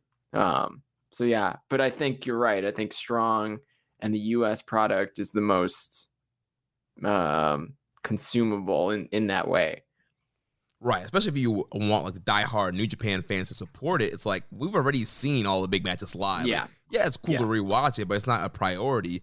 But if you're gonna put Strong on there, it's like, all right, well, I'll say we first run, right? Yeah, first run. Like we want to watch Strong, so you get us behind it, then you're gonna have an easier time getting the general wrestling fan or TV flipper to get behind it. Yeah. Then last thing here, we have Josh Barnett's Bloodsport coming up on the 22nd. Josh Barnett has added himself to the show. Also on the show, we have a lot of New Japan representation. Alex Coughlin and Carl Connors have been announced for the show. We have JR Kratos of Team Filthy taking on Calvin Tankman. Filthy Tom Lawler taking on Alex Coughlin. And then one I'm very excited for, the American Wolf, Davey Richards, taking on our man, Yuya Uemura. Woo! It's the Voices of Wrestling offer match. Insert Davey Hump gif here. That's going to be fun. That's going to be an awesome Bloodsport with Rocky Romero on commentary. Yeah. So, Rock on commentary. Cool. And so I think a few more New Japan. I know Royce Isaacs, I believe, is also on set for this show as well. So a lot of New Japan strong guys being sent over here. So should be a lot of fun, good experience for those guys. And so should be a hell of a show. I like the Bloodsport stuff. I don't always watch it live, and I sometimes cherry pick. But that card is coming together. That's gonna be a fun one. That might be a purchase. Yeah, I was gonna say that's the 22nd. It's the day after the G1, I think, the G1 final. Maybe I've had some time to, for the buzz to wear off a little bit and dive in on something totally different. Yeah, so that'd be cool. Now we just have a few questions here, and then we'll jump to recommended match of the week and close this thing down. So first from Rambo and Slam Pig, it says Onita has a rocket he has named Jado that he plans to use in a death match in the U.S. Do you think he would make an evil and Dick Togo rocket if we all take up a collection? No. I mean, if he's going to aim the rocket at evil and Dick Togo, maybe we can get some collection going there. Wow. Actual death. Death matches are just bloody. They're not usually actual death. Or maybe if he straps them to the rocket and shoots them, Yeah, but when you get the rocket strapped in wrestling, that's a good thing. Yeah, well, that's what I'm trying to do here. The rocket's on evil already. We know. I'm trying to send this man outer space to the moon. To the moon. Question here from our new favorite Reddit username, Pussy Destroyer 83619. Question for me says, tell us about your experience of hosting last week's show alone. How different was it having a co-host? I said, first time I've heard you hosting alone, felt like you knocked it out of the park. Well, thank you, Pussy Destroyer 83619. It's actually last week was actually the second time hosting solo. It's an interesting experience, and Chris, I want to get your thoughts too, because I know you've done some solo audio as well. But I think for me, it was just having a lot of water, because you're doing a lot of talking, and before you know it, your voice is getting dry, and your voice is hurting, and I think it's just having a lot of notes, being prepared, and also when you're going solo, you also have the advantage of also taking some pauses, and not having to do a continuous kind of flow. You can kind of jump in and out, pick back up, maybe run to the bathroom real quick, grab some water. But yeah, I think it's just being extra prepared, just having more notes, and honestly just being able to talk to yourself for 2.5 hours or 2 hours, however long your show is going to be. Yeah, I like doing solo audio is so much different than doing conversational audio, which is what we kind of are doing right now. But when I did audio previews for every G1 card last year, and I enjoyed the challenge of it, but I much prefer the conversation, right? Like, I don't have to prep for a conversation with Jeremy or Josh, right? Like, I can, or anyone that I do audio with, like, I can just kind of log in, sign on. As long as I've watched the stuff that we're going to talk about, I can jump in with whatever thoughts or facts or whatever I have. The solo stuff, like, you've got to be like prepped. It's almost scripted, right? Like, right, yeah. Almost, maybe it is, right? Like, there were plenty of times I just read my preview in my written preview. I basically just read it off and cherry picked a couple of key stats and moved on. So, and I wanted to do that again this year, but just my desire to like keep up differently was different, right? So, because ironically, for me at least, solo audio is more time consuming than conversational audio like this, right? So, and we're going to talk for 3 hours by the end of this whole thing. But like doing 3 hours of solo audio is probably 4 hours of work. Right. Like, we were recording about the same length that I did by myself last week, but it's way more editing because I took a lot more pauses. It was like a lot of longer. Like, I edited it together so you wouldn't know it, but like there's a lot of times where I paused or I need to look something up, or I flubbed the line. I was so hard on myself, like I gotta re-say that, and so I spent like a lot of time editing last week's episode. Because the time that you're talking is when I'm thinking or looking up what I want to look at. Exactly. And you're doing the same, right? When we're having these conversations. So like you don't have that when you're talking by yourself. Yeah, like this episode's going to be a breeze to edit. Like, I'm just going to, slap on the tags and like, it's pretty much going to be good to go. Right. Like I have a background in audio engineering. So like, maybe not background's probably overselling it a little bit. I've done some audio engineering. So I've done some music mixing and things of that sort too in my past. So like, I would just get into the weeds of like that stuff and the editing and the fading and like making it sound like a sentence just like carried on, even though part of that's me just getting distracted and wanting to mess around with something.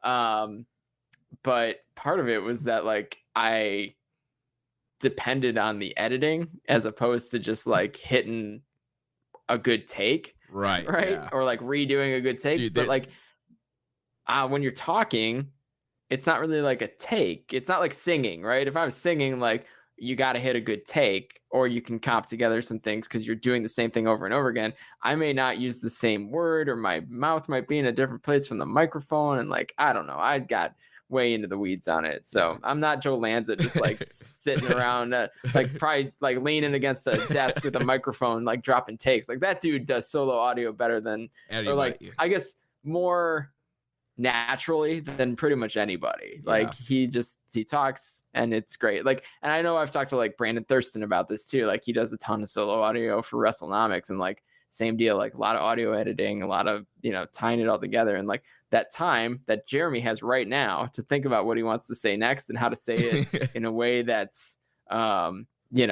intelligent and like just like clean.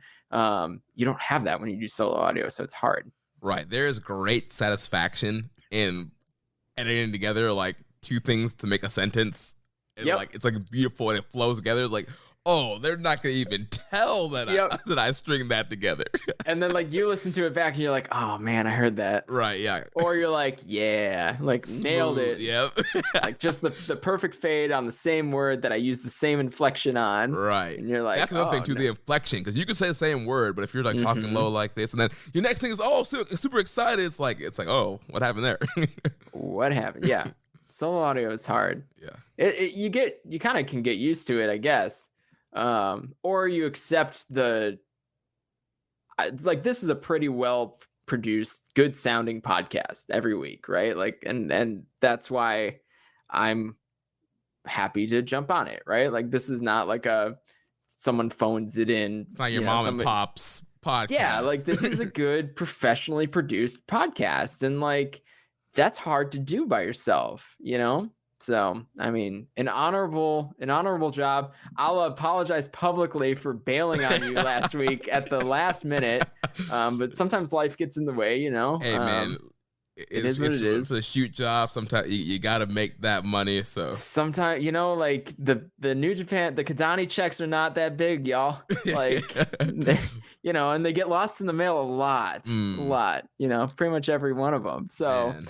I felt terrible doing it. And then when I saw that you did solo audio, I was like, oh man, that was supposed to be me. But here I am on a potentially more important show. Yeah. It's good. We're closing in the closing stretch. I think, this was probably in hindsight a better episode to have you on. Hey, so happy to do it anytime that I'm not, bogged down by the rest of my life. Yeah, man. Next question here from the _dark_ soldier. He said, hey guys, remember when Jay White turned on Chaos and joined Bullet Club? Fun times, but do you remember at the time when Jay mentioned that there was a mole in Chaos? The Chaos mole. Why wasn't it followed up on? Was it because of Chuck Taylor leaving NJPW? At the time, Chucky T was getting himself and Trent DQ'd in their matches, leading them to losing the World Tag League, and overall was being unhinged and an annoyance to Trent as he called him out on it. Was Chuck Taylor being primed for that spot in a feud against Trent? I can't believe it. We're getting a Mole and Chaos question. We used to get a Mole and Chaos question like every week when that storyline was happening. Yeah, I don't know. I don't have an answer for that. I haven't thought about that in so long.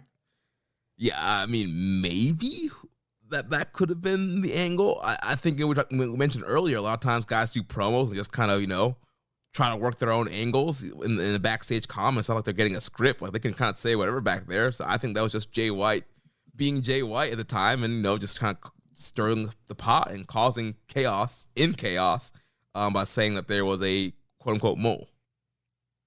But, I mean, the Chuck E. T thing, I actually never really thought about that, but that could have made sense. Last couple questions here from Dom Homie 101. First, what are some of your guys' favorite wrestling venues? One that I'm sitting in. The good old living room or office? I mean, my favorite wrestling venue to watch wrestling at, like on TV or on video, is Osaka Hall. Like, I just think it's such a cool looking place. I will get there one day, right? And I think a lot of cool stuff has happened there, but it has a special aura about it. Like New Beginning 2020, I guess it was, from New Beginning Osaka was like my show of the year. Like, just some cool stuff has happened in that building, and it just looks so, the ceiling's really cool and all that. So otherwise, I mean, I've been to a bunch of cool stuff at the Sears Center or the Now Arena. Yeah, the Now Arena is really good. I was there for All In. Yeah. I mean, I've been to both All Outs. I'm Chicago, so I'm lucky. Allstate Arena is great for a big WWE show, and WWE is not the best product in the world now, but they've had some really good stuff, and a lot of cool stuff has happened in that arena too. So, my Chicago bias is coming. I did see New Japan at Hammerstein Ballroom. That was cool. I know GCW is running there soon, and that they seem to be making a big deal out of that. I think that was a cool thing to be at. So, yeah, and then you got your standards, Cork and Hall, Tokyo Dome, some of the US standards are, a lot of the US stuff, like we haven't found great venues because everything kind of looks the same because it's mostly been WWE for so long. Yeah, I really liked my time at Madison Square Garden for the show there, the G1 Supercard. I thought that was a cool venue to kind of be at and watch wrestling at. It's just stuff in here in Florida. Daly's Place in Jacksonville. It's a really cool venue also to watch AEW. We used to have shows at the Orpheum in Ybor. So if you've watched Evolve anytime they were in Tampa or FIP, a lot of those shows were in the Orpheum bar, a small little bar in Ybor. A great fun place. And always like a raucous crowd to watch wrestling. Unfortunately, post-pandemic, we haven't gotten any shows at the Orpheum. Trying to think. We have the Largo Loop here. There's a lot of small venues. Minrig Hall has been one of our favorites. The dollar popcorn, you can't beat that. You watch Adam Cole versus Ricochet in a North American title main event. Like, can't go wrong with that. As far as bigger ones in Tampa, we have Amalie Arena here. Obviously, WWE has run that a lot. I'm hoping that AEW will get to run that eventually. I am going to Dynamite next weekend in Orlando, so that should be cool. Nice. But yeah, some of my favorite venues. You bringing your big Jeremy Donovan head? I'm thinking about it. I mean, it's not my birthday, so I don't really, I'm not that special on that day. So maybe we'll see. Always special, my friend. Thank you. Then his last thing here, he says, I would like to give a shout out to the People's Champion, Deontay the Bronze Bomber Wilder, for bringing back the excitement into the American heavyweight boxing scene and to the heavyweight division as a whole. Too bad that the American fan base didn't appreciate Wilder, but maybe he will get some love when he's gone from sports like the other American heavyweights, but I will give him his flowers. Can I get a bomb squad? Sure. Yeah. It was a hell of a fight. Yeah. I mean, I had to watch it on delay, so I didn't see it live. I kind of wish I would have been able to, but life. Yeah, really good fight. I watched it live at a buddy's house. Yeah, it was definitely probably one of the best boxing matches in quite some time. Totally. And better than anyone could have expected it to be. Yeah, because everyone, I mean, the result is the same as what everyone figured, but not 11 rounds. Right. So. Then last thing here, a recommended match of the week. So last week I recommended for us to watch Will Ospreay versus Ricky Knight Jr. for the Undisputed Rev Pro title match that just happened a few weeks ago. And man, this was an incredible matchup. Chris, have you watched this match yet? No, I haven't. I heard it's good. Yeah, dude, it's real good. This is the first time I've seen Ricky Knight Jr. wrestle, and this kind of reminded me of almost like an Okada Tanahashi match where you have like the veteran Ospreay in the Okada spot, and then or in the Tanahashi spot, and then Ricky Knight Jr. in the Okada spot, like the young kind of brash guy that's on the scene and really kind of challenging the veteran for his spot. And ton of great spots, too many to name.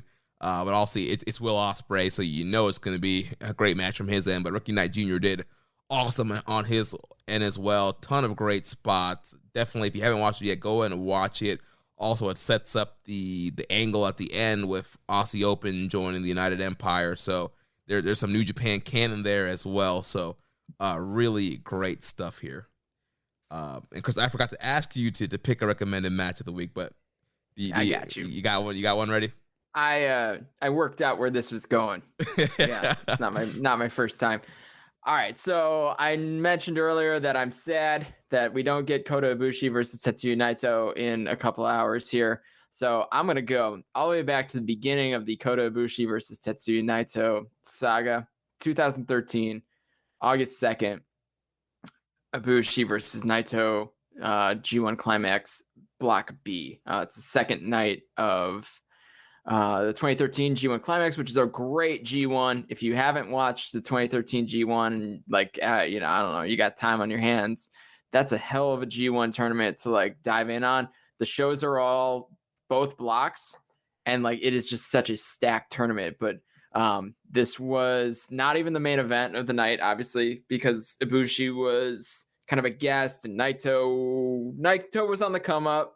But this was the beginning of what ended up being kind of a generational feud for these two, and something to look forward to as their career goes on. So, go all the way back to young Ibushi, young pre-LIJ Naito.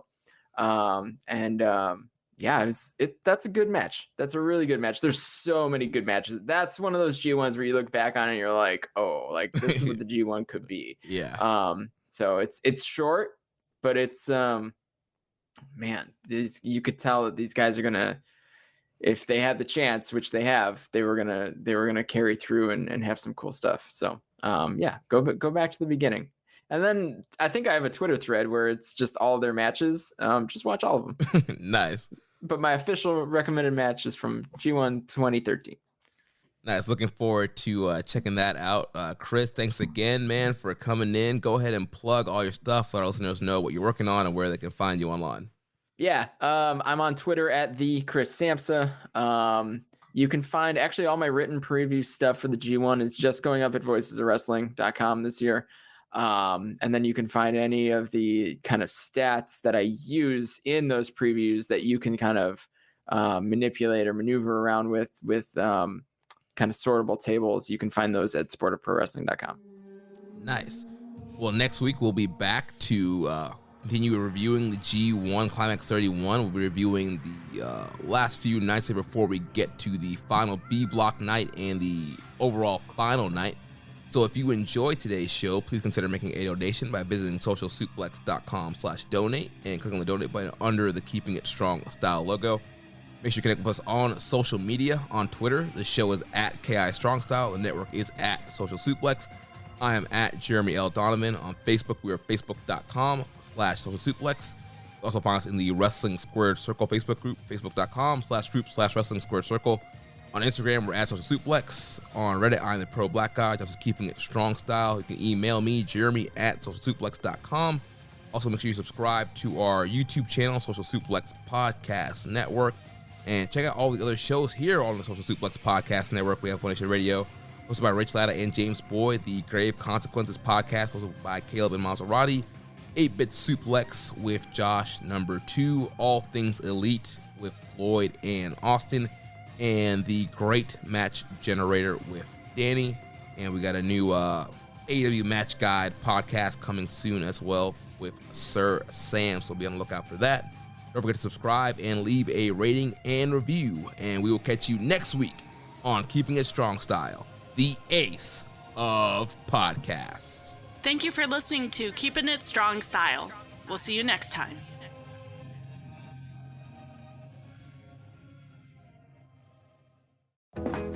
Hey, Tom. I'm heading to Walmart, because you know what season it is. Oh, is it pumpkin spice season? No, it's flu season, and Walmart gives flu shots. Yes, flu season is here, and we've got your back with flu shots where you already shop. Our expert pharmacy team administers each flu shot and can answer your vaccine questions. Stay safe this flu season. Stop by your local Walmart pharmacy and get your flu shot today. If you've got a passion for pumpkin, you've got to get to Dunkin' and pick these up. Our new Pumpkin Cream Cold Brew. Smooth, bold cold brew topped with velvety pumpkin cream cold foam. And our delicious Pumpkin Spice Signature Latte. Rich espresso topped with whipped cream, caramel drizzle, and cinnamon sugar. And our perfectly pumpkin donuts, munchkins treats, pumpkin muffins, and more. That's how we pumpkin at Dunkin'. Pick your pumpkin at Dunkin', like our new Pumpkin Cream Cold Brew, Pumpkin Spice Signature Latte, and our perfectly pumpkin treats. America runs on Dunkin'. Price and participation may vary. Limited time offer. Exclusions apply.